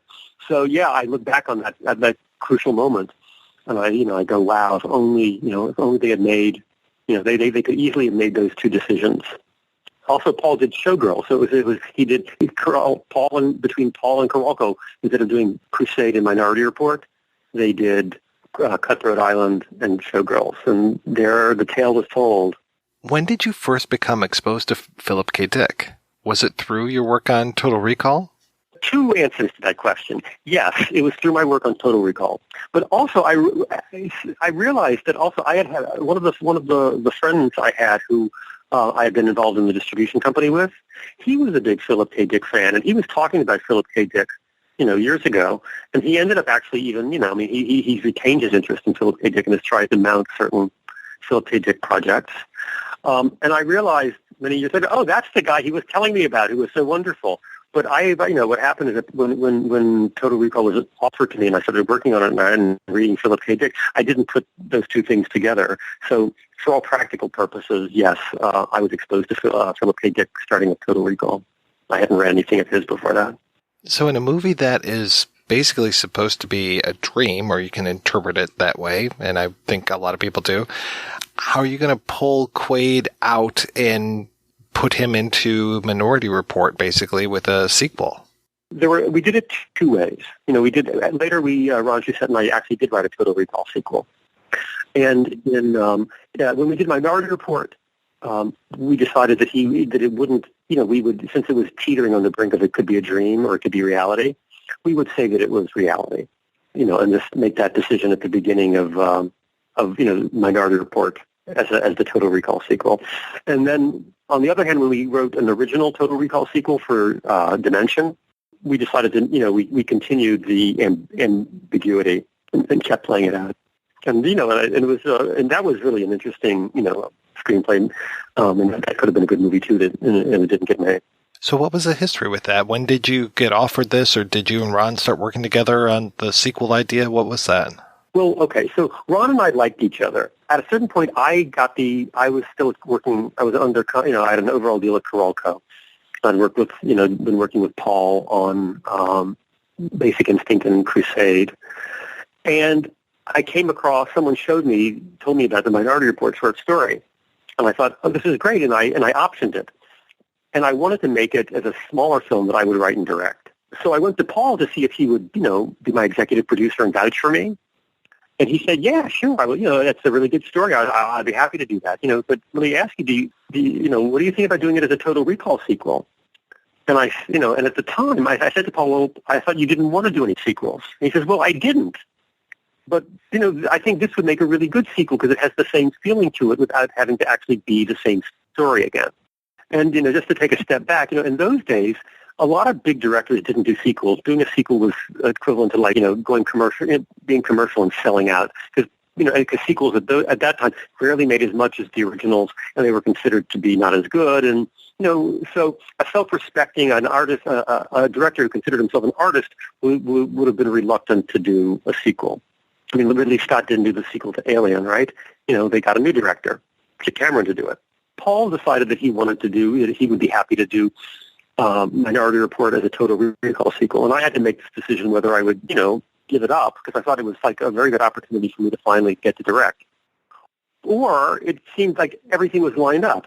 I had Arnold and Paul and Carolco, and we were all flying high and friends, and it seemed like, okay, this is going to be so easy. We'll just write this, go ahead and make it, make a lot of money, and then I'll be hotter than I am now, which at that time was pretty hot, and I'll be able to direct something else. It won't be a problem. But when it became a Total Recall sequel, Ron Shusett came back into it because Ron, in his contract, had the right to write any sequels to Total Recall, and so I thought, no problem. Ron and I worked well together. With Ron and I, if he's happy to work on it together, we'll just keep on like we were before. We'll pick up like we were on the set. We'll write this together. It'll be a family affair. And so we worked with Ron on that, and he was cool with it. There were some additional complications involving a writer who had told me about the screenplay, about the short story in the beginning. But we worked those out, and then we wrote a screenplay for Minority Report as a Total Recall sequel, and we were in a race with Showgirls to get the script ready.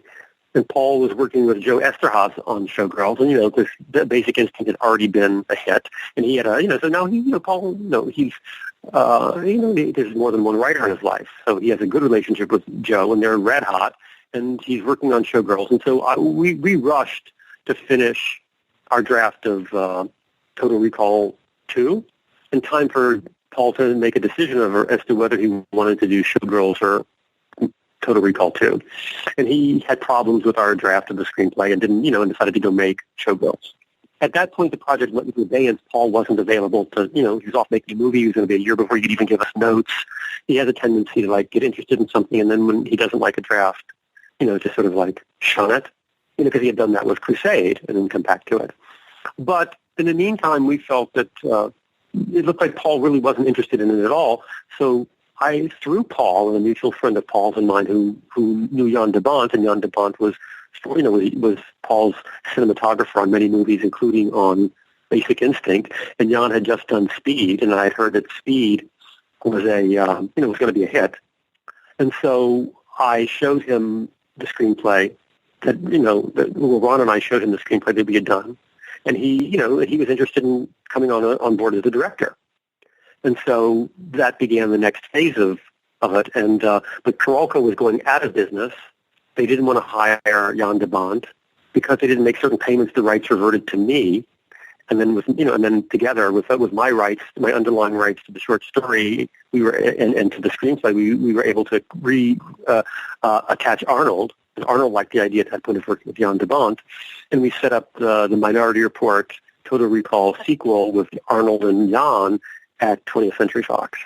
Do you remember what year that was? I don't know. Let's see. The movie came out in 90, right? 1990.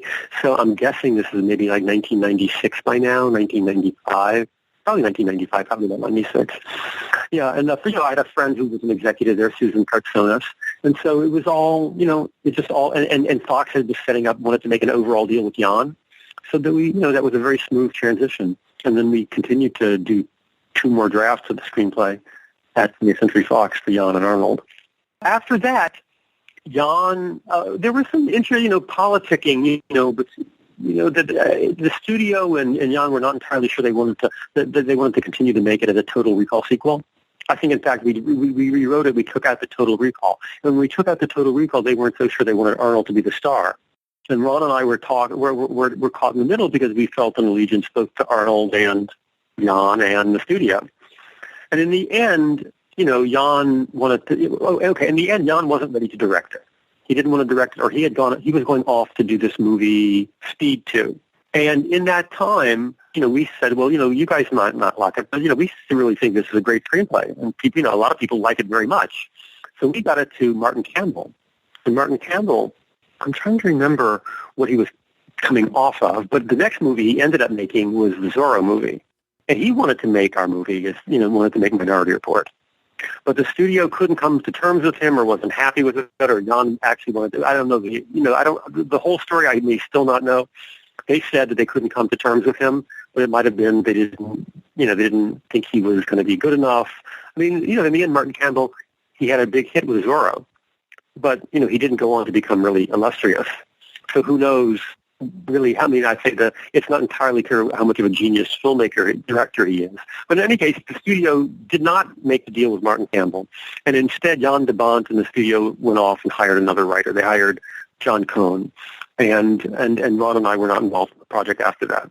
John Cohn, it seems like such an odd choice because as far as I know, he was more of a novelist than a screenwriter. I don't know much about him or his career. My friend, I don't know how they came by him. My friend who worked with Jan de Bont, Randy Auerbach, she had excellent taste. She may have come across his work and felt that he, either a novel or a screenplay, and felt that he would be good for it. And he wrote a pretty good screenplay. So when do you hear that now Minority Report is being made? What happened was that Jan de Bont liked the new draft, and he wanted to direct it. But they sent it around to a bunch of actors, and strangely, just goes to show how you can run hot and cold. After having two hits, Jan had done Speed 2, which was a disaster. And now suddenly the big actors didn't want to work with him. So they couldn't get a star. Now, among the people they sent it to was Tom Cruise, And Tom Cruise had been wanting to make a science fiction movie with Steven Spielberg.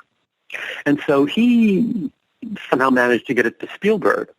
And then there were all sorts of negotiations, and maybe Spielberg wanted to do it, but then he had to come to terms with Jan because Jan wanted to direct it. And apparently there was a big mega deal made where Spielberg would give Jan a different movie to direct. I think it was The Haunting, and Spielberg would instead direct Minority Report.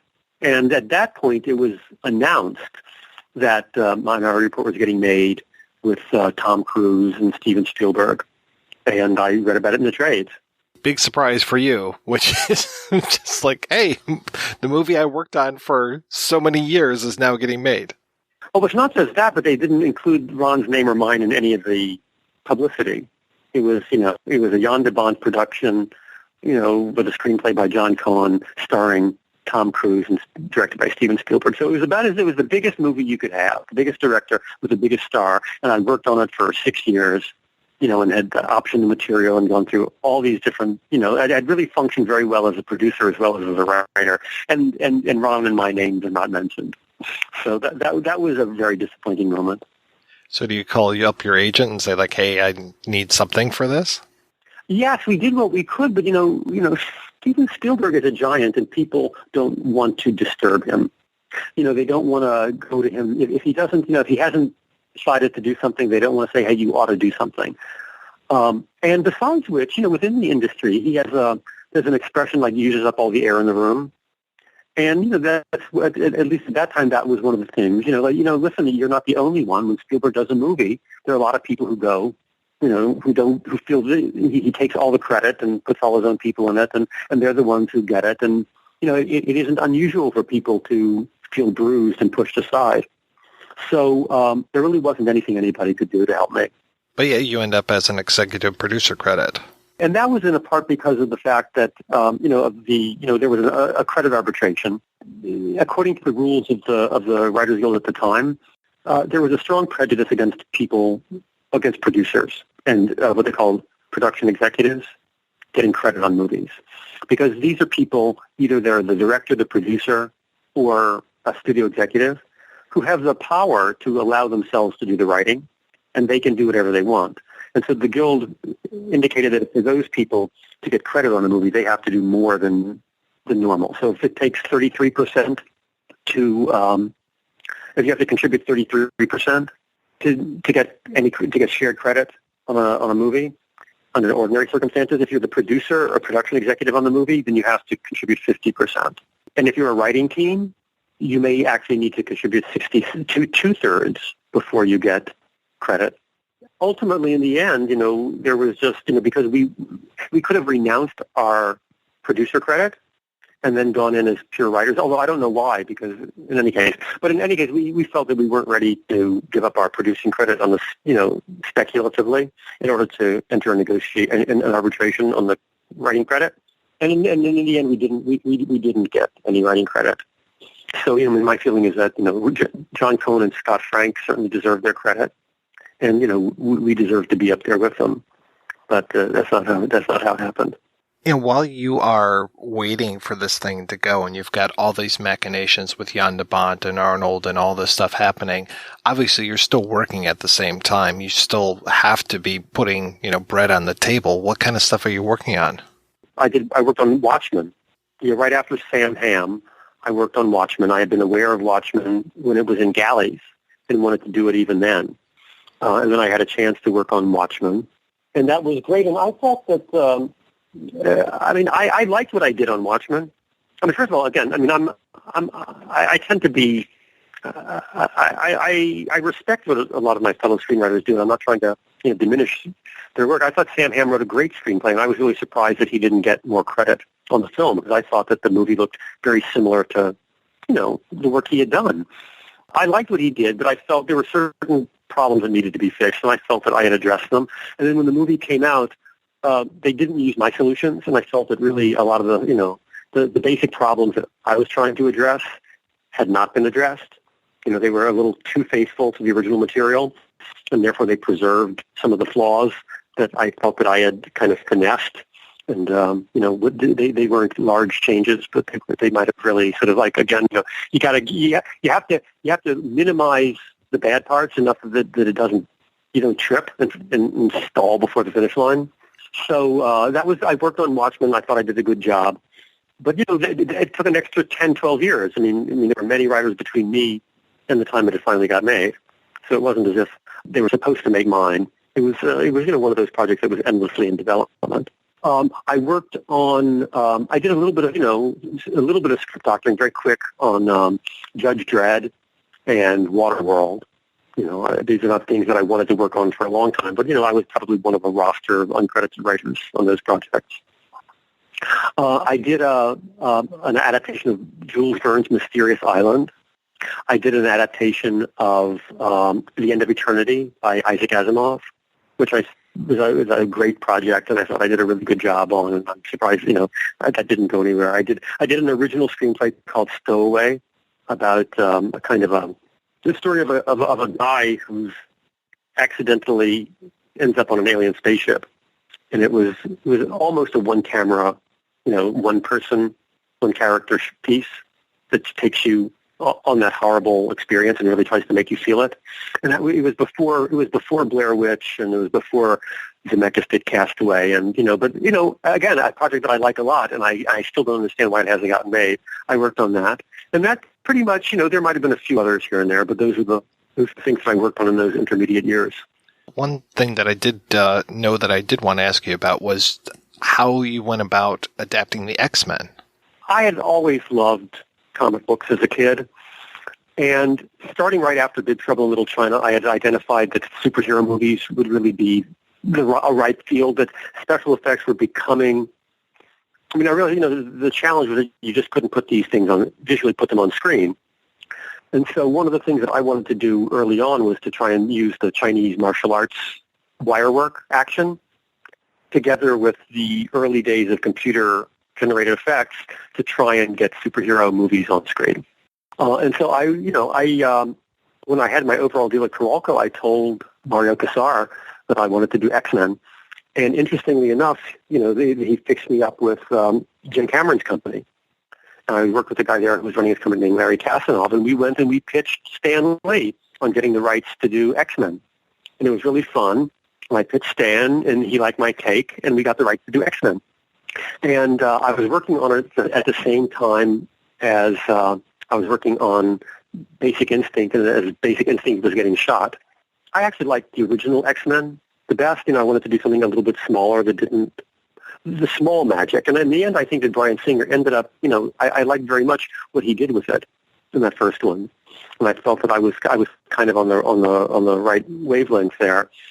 Carolco ran into financial trouble, and it was time to renew the option.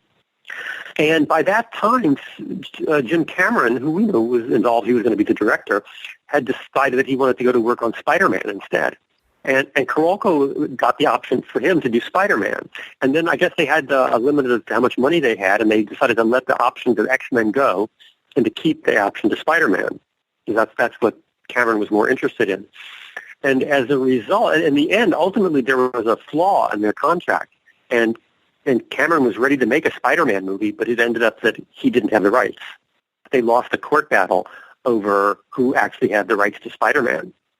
And it went on to be, the franchise then started over again at 20th Century Fox, and without Cameron. So he didn't get to make his Spider-Man movie, and I didn't get to make my X-Men movie.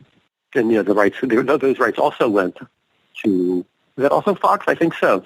But that was a big blow because I really liked X-Men, and, I would have been involved as a writer and executive producer on, that whole franchise. When you're adapting the X-Men, I mean, there's been so many iterations of them. Are you going all the way back to the original, Iceman, Angel, Beast kind of X-Men, or? Yeah, I did. I mean, no, not entirely. Kitty Pryde and a couple of others, but basically, I went back mainly to the original ones. I just related to them better, and I liked the idea of the more realistic and small it could be. It seemed to me at that time. This was before when the capabilities of computer effects skyrocketed. It's been exponential. And so when I was working on it, it really still would have been, a struggle to get it on screen. And it still required, part of the art of writing that kind of movie then was to find ways to write your story so that you could then sell it with a special effect that you were capable of making. You know, you couldn't just do anything you wanted and then hand it over. You had to work with, it had to be good drama, and then there had to be a particular effect that you could pull off. And I felt that by keeping it small and more very much about, I mean, from the beginning, I'd also started to do, try and create my own comic book universe for different projects rather than just optioning pre-existing ones. And all of them were about real people who have, who acquire superpowers. And I was attracted to the realistic tone of trying to make you really believe it. So it would come across more like science fiction and comic book. And so my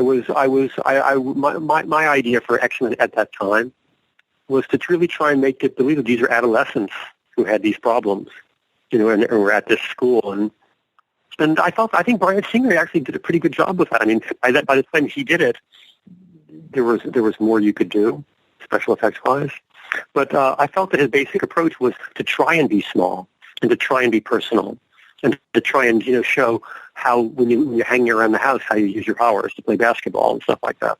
So you're the credited screenwriter for Total Recall, executive producer of Minority Report. How does Next come about? How do you make the decision, now I'm going to be the Philip K. Dick guy? Oh, okay. Well, after Minority Report, I love Philip K. Dick's work, and I was continually screening, reading it, trying to find more of them to do. And so the one that I wanted to do after Minority Report was actually Paycheck. And so I had isolated that, and I actually was in negotiations for it. I think Paycheck had been controlled by somebody for a number of years, and the rights were becoming available. And I was lying in wait for it, but apparently other people knew about it, and they were also lying in wait for it. I got in touch with the agent for the estate, and I offered them, I tried to option it, and I offered them a lot of money. I realized that, and then I found out that I had competition from the guys who ended up ultimately getting it and setting it up at Paramount. So here I was on my own trying to set it up in competition with Paramount. So I offered them $55,000 of my own money, but they didn't take it. Instead, they went with Paramount, and I guess it was a smart decision for them because, as opposed to most of these Philip K. Dick movies that take 10 years to get made, this one got made almost immediately. The writer Nolfi, right, George Nolfi, I think it was. He wrote it, and then they made it right away with John Woo and Ben Affleck, and and it was fine, and it did okay. It didn't do great, but I felt like, wow, if I have to set the whole thing up at a studio before I even get going, I wanted to try and there were difficulties. So, what project was I going to do next? And I identified The Golden Man, which had also been controlled for a long time. It wasn't the first time someone had tried to make that into a movie. Walter Hill had the rights, and he was trying to make it, and apparently hadn't been able to, right, because it never happened. But and Walter Hill is a good writer, a great writer, and a very good director, and I wondered why he couldn't get it done. But I felt very confident that I wasn't the Philip K. Dick guy. I knew my way around Philip K. Dick, and I figured that that I wasn't going to let that stop me. I saw something in it that I really wanted to do, having to do with the manipulation of time. And so I tried to pitch it and set it up, and I wasn't able to do that. Oh, so I ended up getting the rights through a very unusual way. I was interviewed about Minority Report by a young man named Jason Kornick, who had started PhilipKDick.com. And in return, and the Philip K. Dick estate, the family, had said, we want to actually have a website. Why don't we buy your website and we'll take it over and make it the official Philip K. Dick website? And he said, okay. And he made a deal with them that part of his payment was that he would be able to get the rights to a short story of his choice, or to a short story. And so when he told me that, I said, well, listen, let me, if you want to work together, let me help you pick the right short story, and then we'll, you'll get the rights, and then we'll proceed from there. And so we made an agreement, and I told him that I thought the one, the story to get was Golden Man. And so we then went around and came up with a take and pitched it, which we couldn't sell. And so I sat down and I wrote it on spec. And, it was difficult because, I knew that there was a version that Walter Hill had made, and I didn't want to see it, because just for copyright reasons, it's just, I just didn't want to expose myself to it and open myself up to the possibility that I might be influenced by it. So then I came up with another take, which is the one that I pitched. I pitched it to a number of places and nobody bit. I think at that point it still had to do with he was a very good-looking guy. Do you know the short story? It's been a long time since I've read it. I just mostly remember, the golden skin and everything, and I think everybody tends to fall in love with him. Is that right? Yes, he was gorgeous, and part of his superpower, he really had two superpowers. One was that he could see into the future instinctively, just in the same way that you and I can, just look ahead in space. And the other was that he had a sort of a procreative advantage that, women of our species just fell in love with him because he was so gorgeous. And so he was going to be the future of our species because his genes would end up, he couldn't be caught. He would end up screwing his way through humanity, and ultimately his genes and his offspring would drive us out. And this is how so it was a mutant story. It was really a story from around 1953 that was a precursor for the X-Men. I mean, that was really, the idea that it's after a war and there are mutants and people are hunting mutants. And so I figured, but you can't, X-Men has already used that up. And so I didn't want to do it as an X-Men story. So I decided that I would try and make it contemporary. And then ultimately, I ended up just focusing on the character of someone who could see into the future and playing with it in terms of time. A little bit like Groundhog Day, but I wanted to make it really a kind of editing spectacular. And to find ways to have things repeat on screen in a rhythmic way to try and convey what his experience of the world was like. And there was one sequence in it where he escapes from a prison where he's being held, where he's able to see all the different times simultaneously. And I thought, this is just so brilliant. So, I just want to find a way to put this on screen. And so I really, I jettisoned 75% of the story and focused just on, and rebuilt it from the things that I thought that interested me the most and that were still fresh and had never been done. And, and so I did that. It wasn't easy. And, and including not making the guy so beautiful, because it seemed to me that takes over. And it was actually extraneous. And if the whole movie was about, I know that people loved the short story and they said, oh, this is great. We're going to have our star, the most beautiful actor in Hollywood. But, it struck me that every movie has the most beautiful actor in Hollywood. In other words, you don't need to have a movie which is about the most beautiful person in the world in order to want to cast the most beautiful actor in it. In a sense, that happens every time Hollywood makes a movie. It's cast by a superpowered person who's superhumanly good looking. But that wasn't that was a trap that you could fall into that wouldn't help the movie. And so I kind of I gave that up. If we had gotten somebody besides Nicolas Cage, that would have been fine. But I didn't write it that was what was driving the story, was that he was so beautiful and women were making bad decisions because of it. And I think ultimately it was a really good decision. I just wish the movie had been a little, everybody loved that screenplay, and it didn't quite get realized the way I would have liked. I remember liking the movie. It wasn't Minority Report, it wasn't Total Recall, unfortunately. Yeah, no, it was. It was a huge sale. It was one of the biggest sales ever, and people loved it. And when I sold it to Roth's company, he said, "We want to make our next movie." It was like, great. I wrote it, sell it, and they want to make it immediately. And we had Nicolas Cage. I had attached Jason Cornick, and I had attached Nicolas Cage, and Nicolas Cage had helped set it up with the studio with Joe Roth. But in the end, the director, the star wasn't available. He wanted to do something first in time, and they started spending all their intermediate time rewriting it, and then it changed somewhat. Also, this was right around 9/11, and so there was a real political undertone that people didn't. The idea was, wow, anything can happen. The disaster can strike out of the blue, and so the idea that someone could see into the future at that moment, he had to be used to foresee terrorist events. Right, that's just where our minds were, and so the question was that I said he's a guy who he doesn't want to help anybody. He doesn't want to look into the future. And in fact, his powers are quite limited. He spends most of his time trying not to be used by the government. But, there was a huge political debate going on as to whether or not, the people's civil liberties were being abused in order not to take the chance of suffering another attack.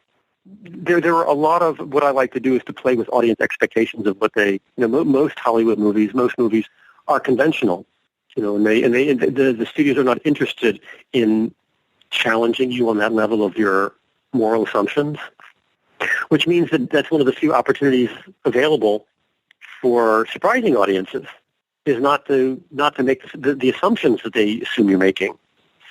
So that's really, that's how I'm very much interested in not doing the same, not being typical. So I find that that's really, that kind of became my modus operandi, was to, just define the underlying assumptions and play with them so that people could genuinely, you could spin the story in ways that people didn't expect. What was your involvement, if any, on the Total Recall remake? No, I had none. No, they just decided to remake it. And neither Ron nor I had anything to do with it, and that's very typical. Have you been tapped at all for the Big Trouble in Little China remake? Well, first of all, interestingly, in our contract, we had the right to do the remake, to write the screenplay for the remake, and listen, I understand that the studio they made the movie once. Now it's 30 years later, they want to get get a new and different approach to it. So they had to, we had nothing to do with it creatively, but we did need to come to terms with the studio before they could go ahead and remake it without us. So at least you're not seeing it in the trades and going, oh, that's my movie. Well, actually, no. I think that actually that's what would have happened if we hadn't called them and said, oh, by the way, there's this coming back. I mean, I would love to see Big Trouble in Little China remade. I mean, that would be fantastic. So what are you working on these days?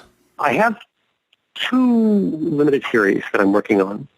One of them, I can't really talk about them because they're very conceptual. But one of them is a little bit like science fiction, and yet it also has a hip hop musical element to it. But it's not typically a musical. It just it takes place in a kind of in a world where both science fiction and hip hop exist. And so that's I'm going to start. I've been working on that with a spoken word poet for a while, and we're getting ready to go out with it. And then I have something else which is totally in a different area. It's a historical miniseries set in World War II in the Nazi era, and it's about a kind of a figure who's an American Schindler. He's an American diplomat who, from 1933 to 45, was trying to get the U.S. government to expand its immigration quotas to let in more refugees, and he was the chairman of the President's Advisory Committee on Refugees, and so he was involved in a battle with the State Department to get Franklin Roosevelt to try and let in more immigrants and refugees. And so the whole period, and it gets you into the America First movement with Lindbergh, and then the conduct of the war and the Holocaust and all that. But it's from the point of view, it's kind of the House of Cards version of it. It's an American political story about all these events that we're familiar with, but that have never been seen from this angle before. So are you finding that television is, as I've talked with many writers before, they say that television is becoming more the writer's medium? Yes. Well, I mean, there's just a lot. First of all, yes, nowadays it's more the writer's medium, and there's more opportunity there. Feature films have shrunk and TV has expanded. Have you written in other media? Have you written books? No, mainly I've been a screenwriter. It'll be interesting. At this point, I took a little time off. I did a lot of research for my historical project, but I would like to return to science fiction after this. And I have a couple of ideas left, fairly ambitious science fiction original works that, I think, for some, take the genre on an area that hasn't been before. not entirely new. I mean, it's not unprecedented, but it's an idea I've had for a number of years. Still, nobody else has done it yet, so I might. It's still there for me to do. You don't know how much I'm busting to ask you more questions about that, but I know you can't really talk about it. No, I can't. Because I mean, you've been right on the money with a lot of stuff, so I'm really looking forward to seeing what you do next. Well, thanks. Well, I can tell you that I wrote a screenplay that didn't sell. Right, I wrote a script. I got the rights to Variable Man, another Philip K. Dick novella, and I worked on it with a young partner. I thought, okay, this would be interesting to me, named Angus Fletcher, and I thought, and again, it was one of these things. It's very, the reason you don't have a new Philip K. Dick movie every year is that it's very hard to figure out what to do with them. They're all interesting, but they don't necessarily make movies. And really, you need two things. You need the idea from Philip K. Dick, and then you need a take. And a take is, if you have the take, then suddenly you can get the project going. But you can't get the project going without the take. So I had I actually had an original idea, and I kind of merged it with Variable Man, and it was before her, and it was about a kind of a moment of singularity, which was woven into the Philip Dick story, because I felt like Dick had been prescient 40 years ago, 50 years ago, but it needed to be freshened up. And so it was really about our surrender of free will to computers who knew better than us. And you wouldn't, in other words, every time you had a choice between doing what you think is right and what the computer would tell you was best for you, if you listened to the computer, you were fine. And if you did what you thought was right, the chances of being fine were a lot less. And I think that's really where we're headed. But what it means is that if you stop making your own decisions, then are you really a human being, or are you just, a robot taking orders from an artificial intelligence? So it was a very philosophical work, and it was kind of funny too. And it was because it was before her, and it was before Alexa or Siri. I had sort of foreseen that, and I had invented a character, and it's in the hero, and you're not sure if this character is a hero or a villain, and he's claiming to, he's trying to get people to do things to kill people for a good cause, he says, and it's about how does the human being know what to do when they're being manipulated by something 100 million times smarter than we are. I would like to rewrite that and put it out on the market. That's one of the things I would like to do next. The problem was that I was having to shove in, everything that I thought was interesting about it was happening between people and in interesting situations, and it wasn't about spectacular special effects. So I was having to shove in the special effects, and I thought, well, maybe next time I'll rewrite it, and it'll be for Seth Rogen. And it's Seth Rogen having to figure out whether, he's the last guy who's trying to make up his own mind, and of course he's always wrong. but that doesn't mean he can give up and just do what the machine says, right? Even if you're wrong, listen, isn't that the situation we're always in? People are always telling us what to do, and we're still stupid enough to do what we think is right. We're making decisions for ourselves, and some people are pretty wise and make pretty good decisions, and some people, make stupid decisions, and they still insist on making decisions for themselves. So I think it's something everyone will identify with. It's just that all of us at this point will have been rendered a lot stupider than we would like to, but we all have pride, and we don't want to admit that we don't know what we're talking about. But on the other hand, yeah, I don't know the answer to that question of what's the right thing to do.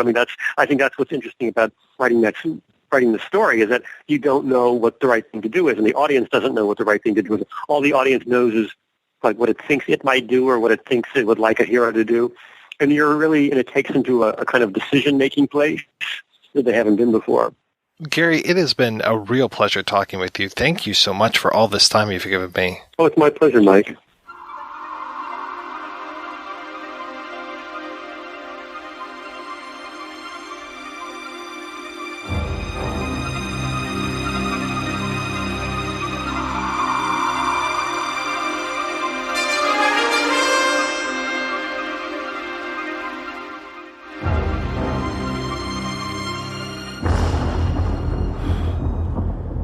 Nightmare.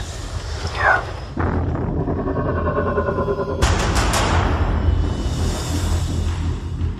Are you actually happy with how your life's turned out? Why the hell shouldn't I be? What do you know about this recall place? Stay away from them.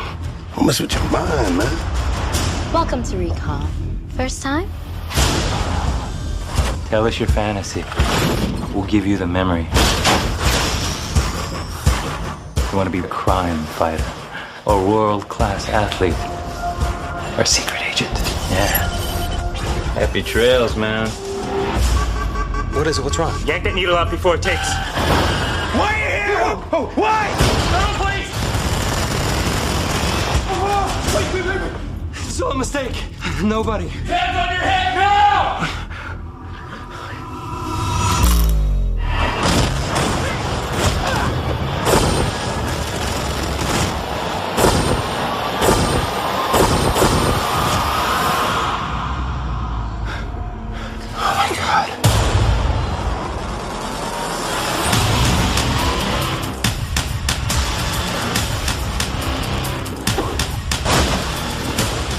Why are you trying to kill me? Your memory was erased. Your mind was implanted with a life you think you've lived. Oh, by the way, you haven't even begun to see me trying to kill you. Get in. I've been looking for you everywhere.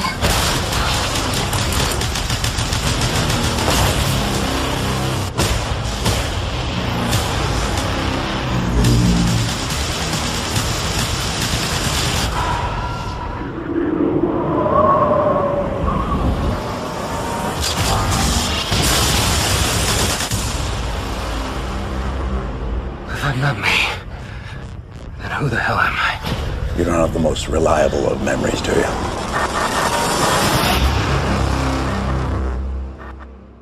All right, we are back, and we were talking about Total Recall. I mentioned before the whole idea of the sequel to this film, and we'll talk about this a little bit more next week when we talk about Minority Report.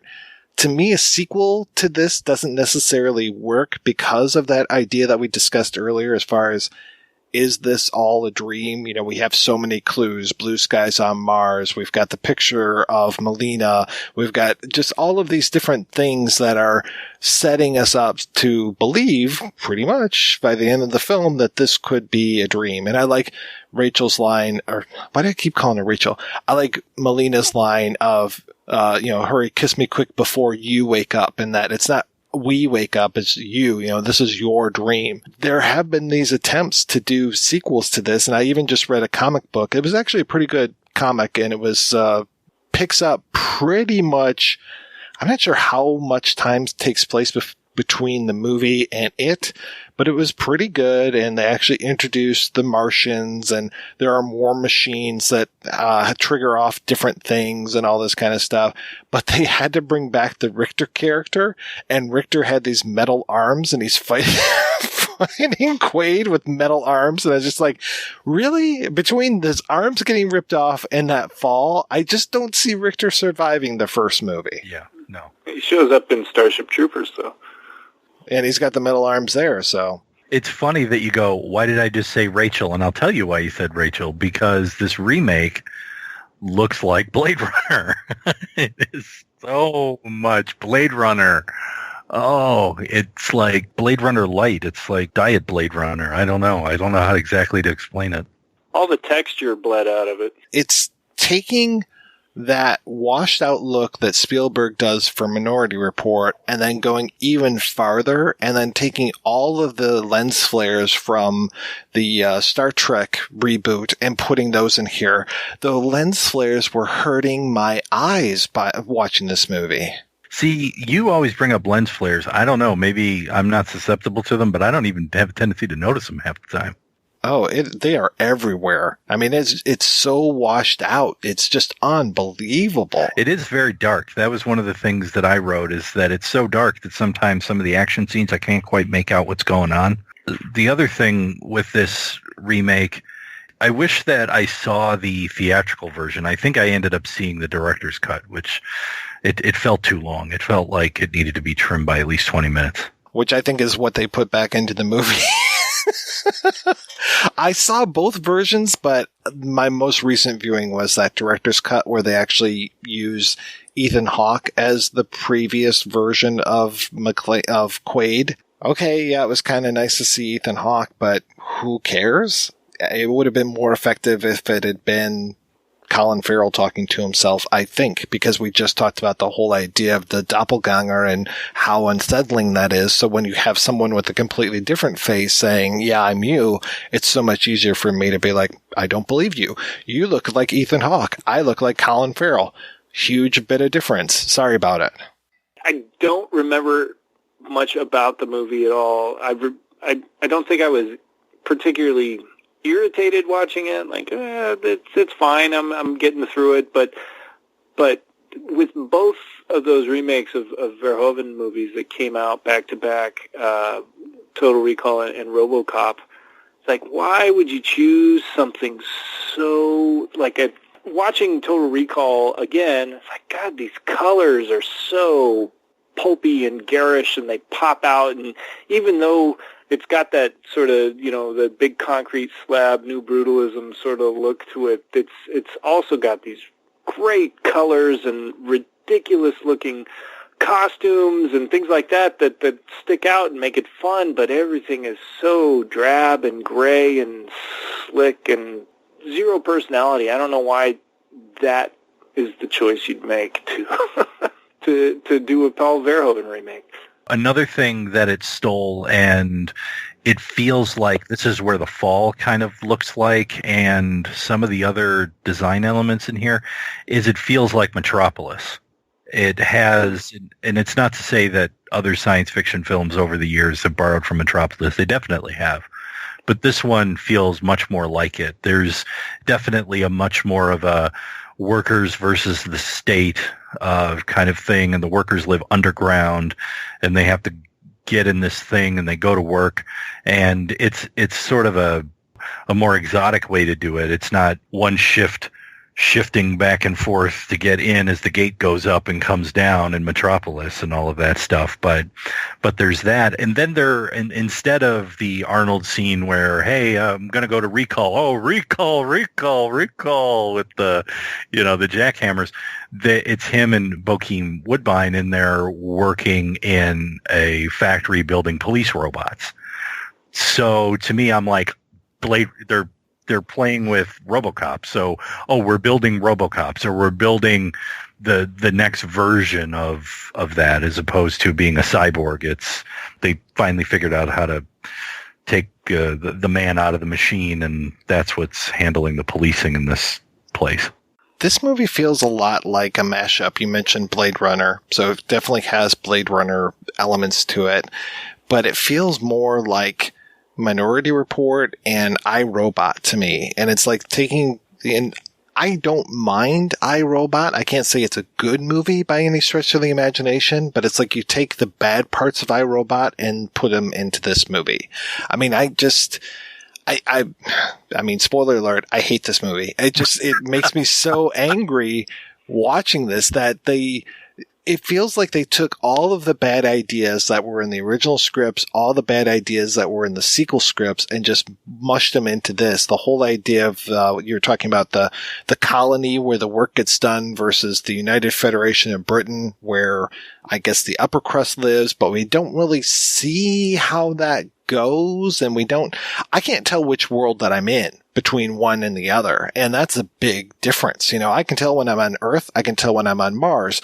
I can't tell when I'm on one side of the planet or the other side of the planet. And I just have to think to myself, did they go through that big plot contrivance called The Fall, which is going to obviously come back later on in the movie for me to have an action set piece here?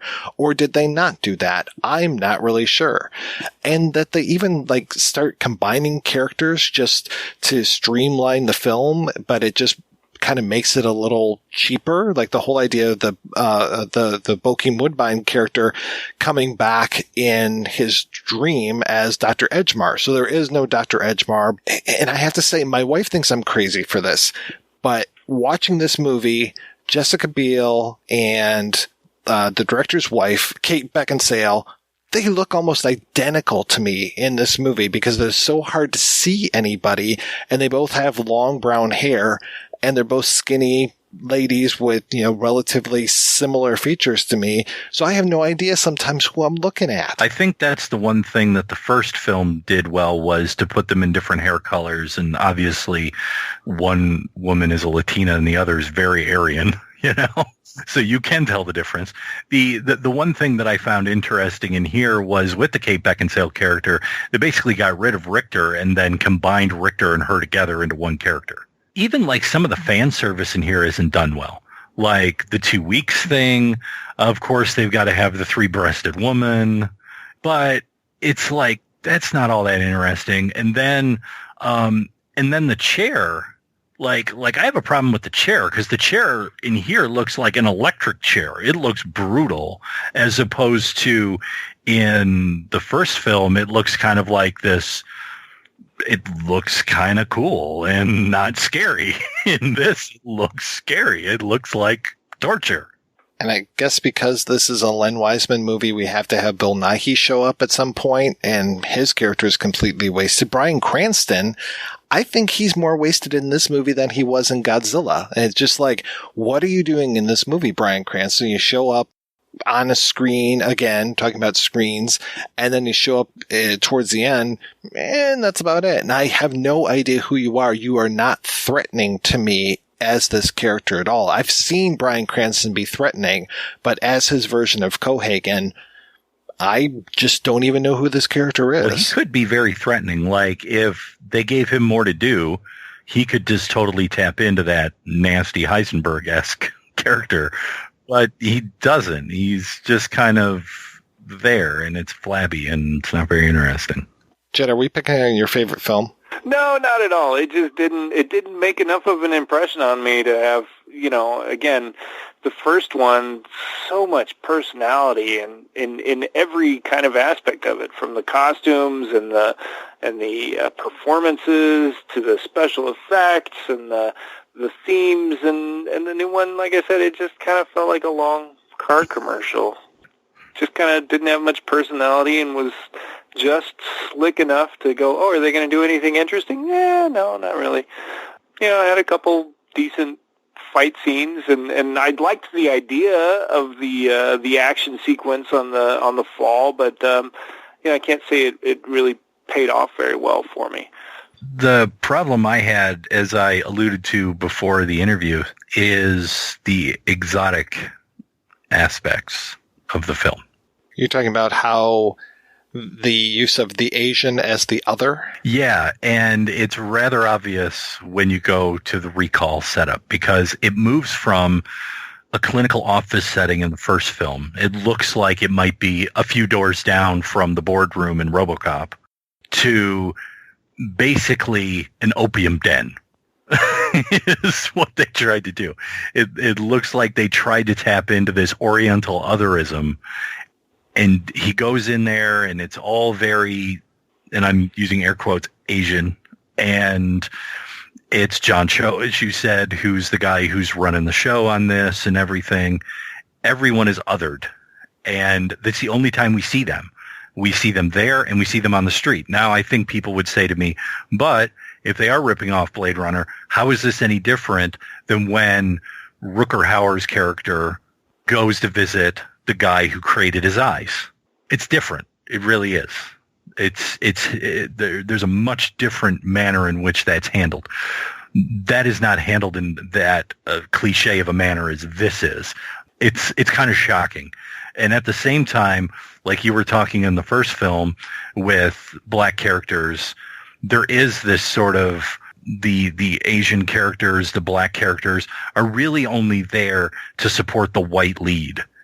They really don't have much else to do in this film. The idea of the Asian setting of Los Angeles 2019, I mean, it made sense in the world of Blade Runner as far as, we've seen San Francisco, and that San Francisco has such a large Chinatown. This has moved to Los Angeles, but it makes sense that there is more of a Chinese presence being on the coast and everything.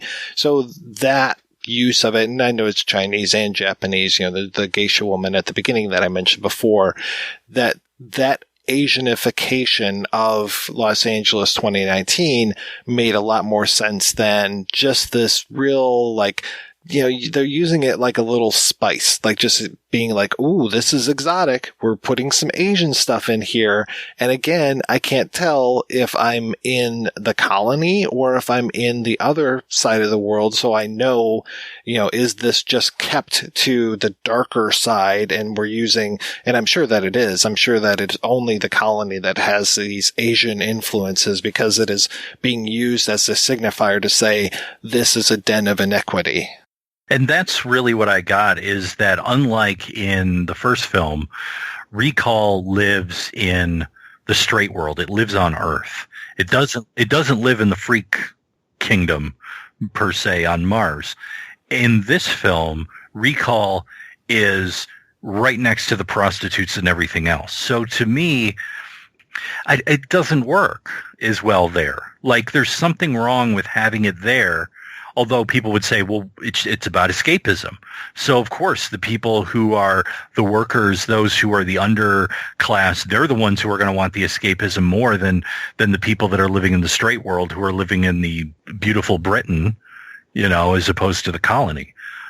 I'm not buying that argument. I feel that it actually works better for him to be in that world and then go to the colony, as opposed to it being something that's created in the colony.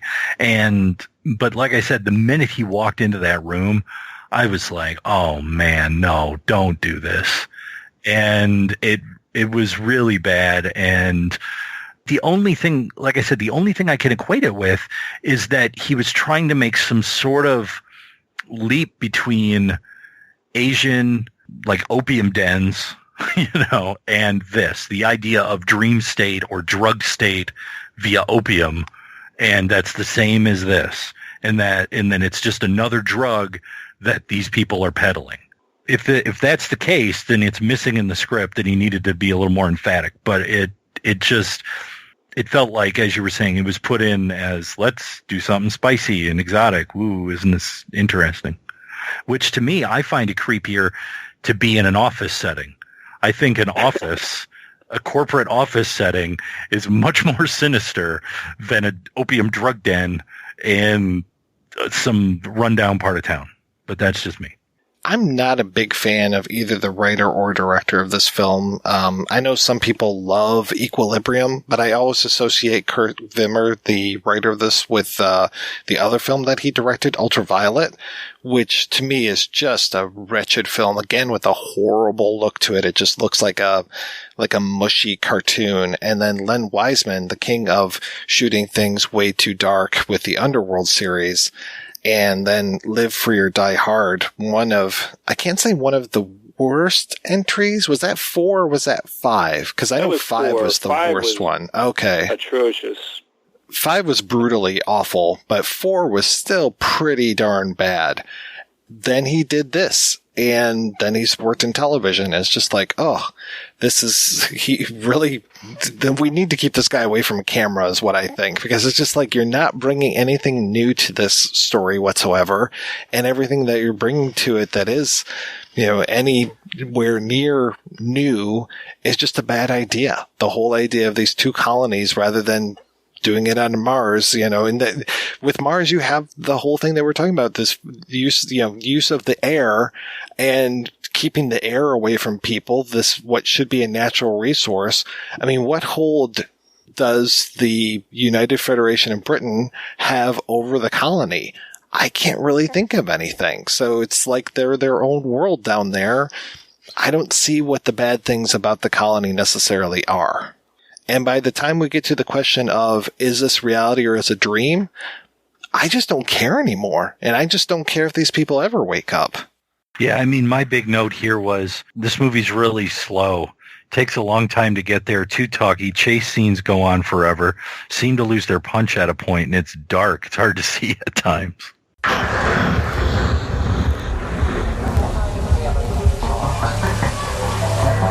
In the year 2070... Come to Recall and escape. Get started. The Recall Corporation can manufacture your happiness. And you have the chance to have. if you're willing to pay the price. Go to Mars.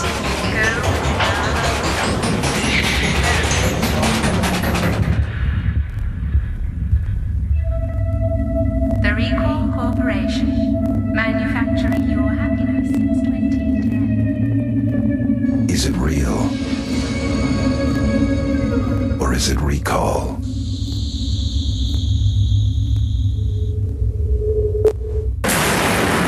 Total Recall 2070. A new Showtime original series. Did either of you guys get a chance to see Total Recall 2070, the TV series?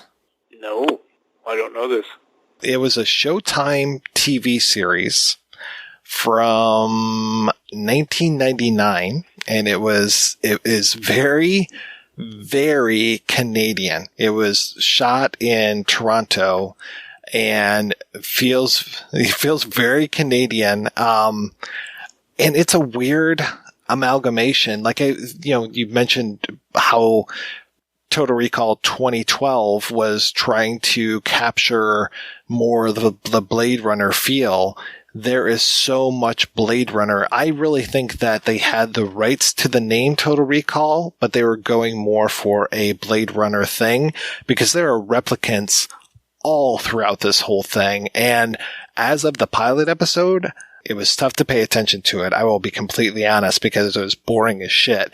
But I don't remember any sort of recall stuff. Like there was mention of the corporation, but there was nothing else. And when they reveal that one of the characters is a replicant, it's just like, yeah, this guy's been acting robotic through the entire thing. Why am I the only one that gets this? Oh, so you're a replicant, eh? Take off, eh? What's a tortoise? It's not good. I don't necessarily recommend it. So maybe it gets better in the other 21 episodes or 20 episodes because I just watched the two pilots that were originally a movie and then they split them up into part 1 and part 2. It didn't really get it for me. I remember when it was announced, but I don't remember ever seeing anything for it and never watching it because I didn't have cable. Yeah, I would read you off some of the people that were in it, but you would not know any of the names. Like Kim Kotis is the bad guy in the first episode. Oh, yeah. And that's the only person I recognized because I like him. That was about it. Everybody else was just like, yeah, I haven't seen you ever before in my life. The thing about 2012 is two things. One, the fall, for some reason, at one point, I got really bored watching it, and I go, it kind of looks like shawarma. Because I don't know, around here, like you go to a Middle Eastern restaurant, they got like the meat on a spigot and, on a spit, and it just kind of turns. And I'm just like, yeah, shave some of that off. That'll be nice. And then, just odd notes that you have when you're bored watching a movie. The other thing that this falls for is the joke that's highlighted by, of all things, Austin Powers, is, I'll just leave him to be killed by my henchmen and expect everything to go according to plan. What? So, like, that's kind of what Bryan Cranston does at one point with Colin Farrell. He's like, I gotta go. And it's like, why? Like, just kill him already. Like, I gotta go. So, I was just like, so you fall for that old one, right? We're supposed to fall for that. Anyway. Ronnie Cox at least got the line, hey, Doc, invite him to the party, remind him. Bring Melina along. That was good. You're going to be Hauser's babe. The one other thing about the Verhoeven movie that it just made me laugh. I couldn't figure out, every time I watched it, it would come to this part and I'd go, oh, God, I missed it. Why did this happen? But it seemed like such a strange moment when the Johnny Cab tries to collect his fare and he says, screw you, dickhead, or whatever. And then the Johnny Cab just gets really angry and blows up. He goes, ah! And tries to run him over and blows up. Do you know why Johnny Cab blew up? I don't remember that being addressed. I don't know why Johnny Cab blew up unless he was so angry about not getting his fare. He was so angry. He like combusted internally. He glowed for a second. Went, ah! And tried to run him over and blew up. I love that whole weird relationship between Rob Bottin and Robert Picardo. And just like, if you know that Bottin is doing effects, that there's a good chance that Picardo is going to show up somehow, you know, like him in The Howling or him as Johnny Cab, even doing the voice of Johnny Cab. And he just looks like a dead ringer for Picardo. I was watching Total Recall, the Verhoeven version, a couple of times recently. It really is tied together very nicely. You said, Rachel Tycotin says to him, if this is a dream, hurry up and kiss me before you wake up. And then if you start the movie immediately again, they're right back in the same place. He and Rachel Tycotin on top of a mountain, and then he wakes up from the dream. And Sharon Stone says, "Who's that woman? She's always in your dreams." He says, "Yeah, but I'm always here in the morning with you. I always wake up and I'm here with." So yeah, it's really, really tied together very nicely, bookend to bookend. I kind of wish it had started over and had him wake up screaming or something. That would have been nice. Little stinger scene at the end of this. Mr. Quaid, we're putting together a team. It's so nice that it doesn't have a sequel. I think for as successful a film as it was, I'm glad that it doesn't, because you're right. I think choices made in a sequel really would have had to, unless you go with completely different characters and just keep the Recall institution and idea, you'd have had to make choices that, hard choices that define things for the first film that keep it nicely ambiguous and able to be read one way or another. So I really appreciate that there's no official sequel out there. I forgot how successful this movie was until they were talking about it on the audio commentary, and then looking it up, it looks like it was made for anywhere between 50 and 65 million, depending on who you ask, and then it made upwards of $260 million off of it. I forgot just how huge this movie was, and that we still, have resonance of it today. Obviously, they did a remake of it just a few years ago, but yeah, I kind of wish they wouldn't have, because I'm fine just remembering the original for wholesale. Can we talk a little bit about rewatching it now? And I don't know if I've just been spoiled by other movies, but when I look at the fact that they spent that much on it, I go, some of the sets look kind of cheap. Yeah, some of the sets look bad, and then the only thing I don't like about this movie is just how bad that effect of the woman's head coming off of his head and that unreality of him looking. And it's just like, oh man, I'm not a proponent of going back and doing an effect again digitally, but I kind of wish I could see just somebody do that as a test so I could go, oh, so it is possible. Some of the special effects you're going to be like, okay, it's 1990. They were limited. There's only so much they could do.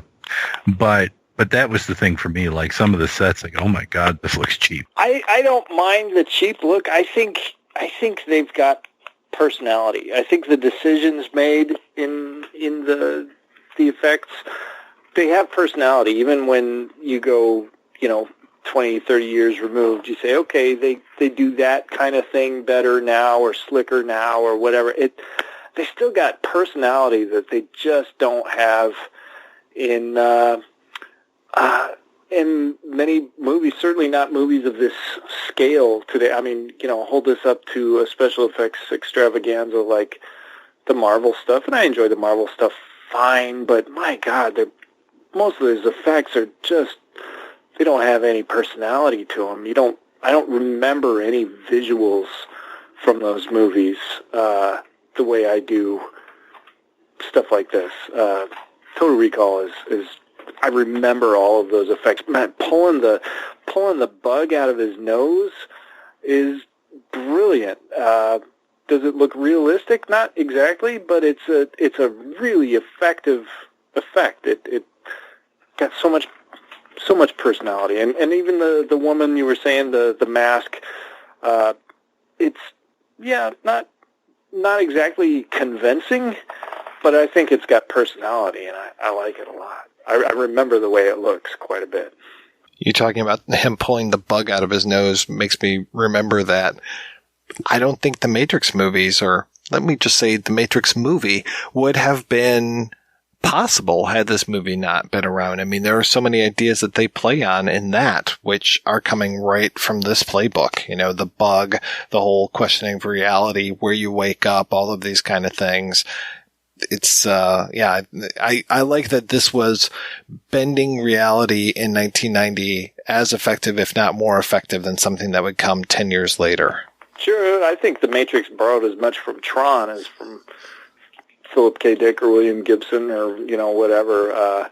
But, yeah, I mean, The Matrix borrowed from all over. But, clearly watching it this time, especially that bug, I was like, ooh, that does look like the thing they pull out of Neo's belly button. And that's one effect that I do like a lot, is that rubber face of Arnold's when he's doing that. That face, and then the face when he's outside, he and Rachel and Cohagen are outside. I don't know if the science behind that is 100%. I don't know if Neil deGrasse Tyson has stamped this movie with his approval, but, I'm okay with how it goes. I think they saw Outland and they said, oh, yeah, that's what happens. They can go back to normal, but Cohagen, he was out there for just way too long. Way too long. So, we never got to see him pop. Was this movie trimmed to get an R rating? It was definitely trimmed. You can see in that section where he rips the recall machine apart and he stabs that thing through the guy's face. And the head? Yes. Beautiful. I just guffaw. Yeah, that was trimmed. And so much blood on the floor from all those shootouts and things. It's beautiful. I want movies to do that more. To your point, Rob, I think had somebody tripped, they might have knocked over the entire Venusville set. Yeah, definitely. Yeah, I love the small trains and miniatures, and there's lots of stuff in here to love. All right, guys, we're going to take another break and play a preview for next week's show. Look at me. Positive for Howard Marks. I'm placing you under arrest for the future murder of Sarah Marks and Donald Dubin that was take place today, April 22nd, at 0800 hours and 4 minutes. No.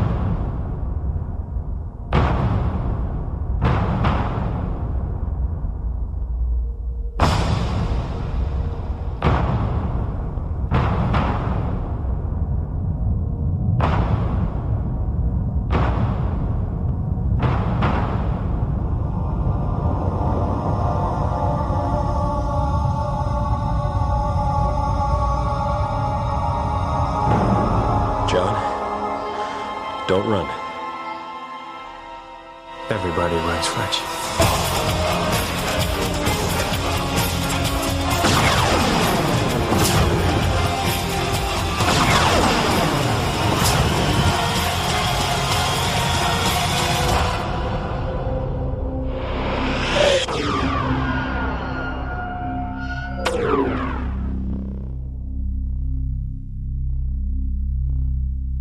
That's right. Our discussion of Philip K. Dick continues next week with a look at Minority Report. Until then, I want to thank this week's co-hosts, Rob and Jedidiah. Rob, what is the latest with you? I hear you have some very good news.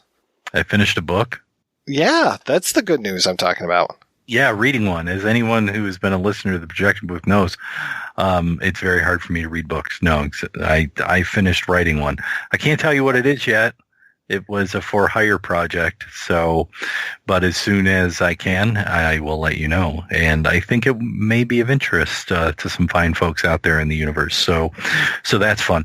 As for other projects I'm working on, as I've talked about before, the Detroit Punk History Project is still out there and ongoing. There's supposed to be an update I was hoping to be able to tell you now in relation to Film Threat. Can't tell you anything new about that yet. But yeah, I'm plugging away. I'm doing my thing and enjoying life here in fabulous Detroit. And totally unrelated to the fact that we were watching this and talking about this, I've been watching The Man in the High Castle. So I don't know. It's like Philip K. Dick all over the place. I just went and watched some of the Electric Dreams series. I tried to watch that. It's on Amazon Prime as well. Tried to watch that 2 years ago, and I caught some real clunker episodes. And then the one that was the first episode of this season that has Anna Paquin and Terrence Howard in it. And it is so Total Recall. It's not even funny. It's like, whose reality is the real reality? And they're going back and forth between the realities. And then at one point I said to my wife, I think he just had a schizoid embolism. And how about you, Jed? Anything exciting going on? And if not, please make up something. Every time I say there's something, that projects fall apart, so I'd rather not say anything. Well, where can people go to read your stuff? You still do your blog, and you're still selling your book out there? Actually, I just got. No, I don't think the book's going to be in print much longer, and I don't know if anybody can do that. And I'm barely writing on the blog. Come see me on Twitter. Make sure I'm alive. We'll make sure that a refrigerator hasn't fallen on top of you. Please do. Well, thanks again, guys, for being on the show. Thanks, everybody, for listening. Please head on over to the website, projectionboothpodcast.com, where you can find out more about today's episode. You also find links over to iTunes, where you can rate and review the show, and to Patreon, where you can make a donation to the show. Donors get early access to every episode as long as I'm not running late. Every donation and every rating we get helps the Projection Booth take over the world. Don't you mean Mars? Yeah, and Mars, too. Don't you understand? I want to do something with my life. I want to be somebody. Here I am, same routine, hairy from work, beautiful wife. I know they mean well, but sometimes I feel like I'm crushed by this boring, repetitive life.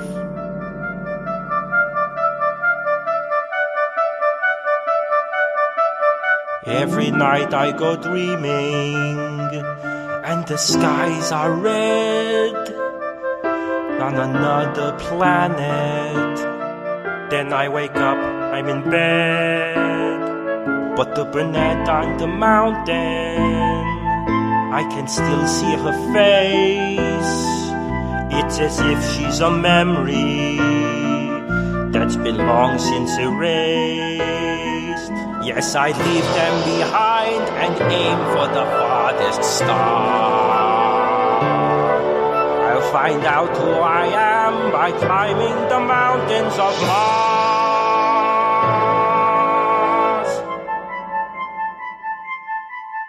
But instead I watch the news, and it looks so exciting. The rebellion on Mars, all the shooting and fighting.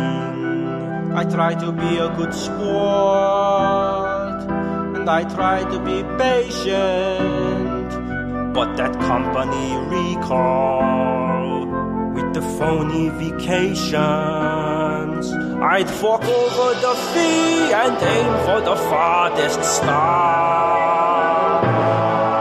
I'll find out who I am when I'm climbing the mountains of Mars.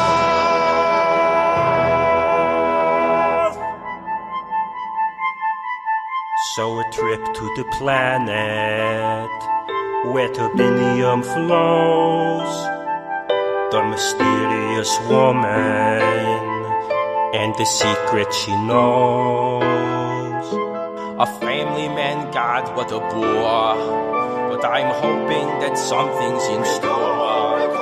I have to find out what I'm for, 'cause I know that I'm meant to be more like a Superman fighting a war on Mars.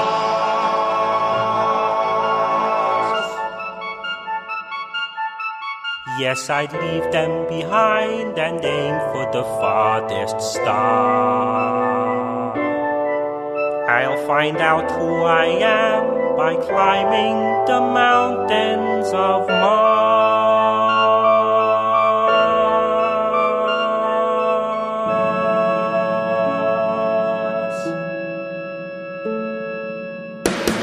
If you enjoy this show and want more people to know about it, head on over to iTunes, leave a comment, and rate it 5 stars. Make sure you like and share us on Facebook, and don't forget to follow us on Twitter. Just search for Christopher Media. Thank you in advance for supporting Christopher Media by clicking on the PayPal button and by clicking through to all the sponsors who support ChristopherMedia.net. Most importantly, we would like to take the time to extend an extra special thanks to you. Christopher Media could not exist without your support. Thank you for visiting ChristopherMedia.net, and thank you for listening. Christopher Media. Let's make some noise.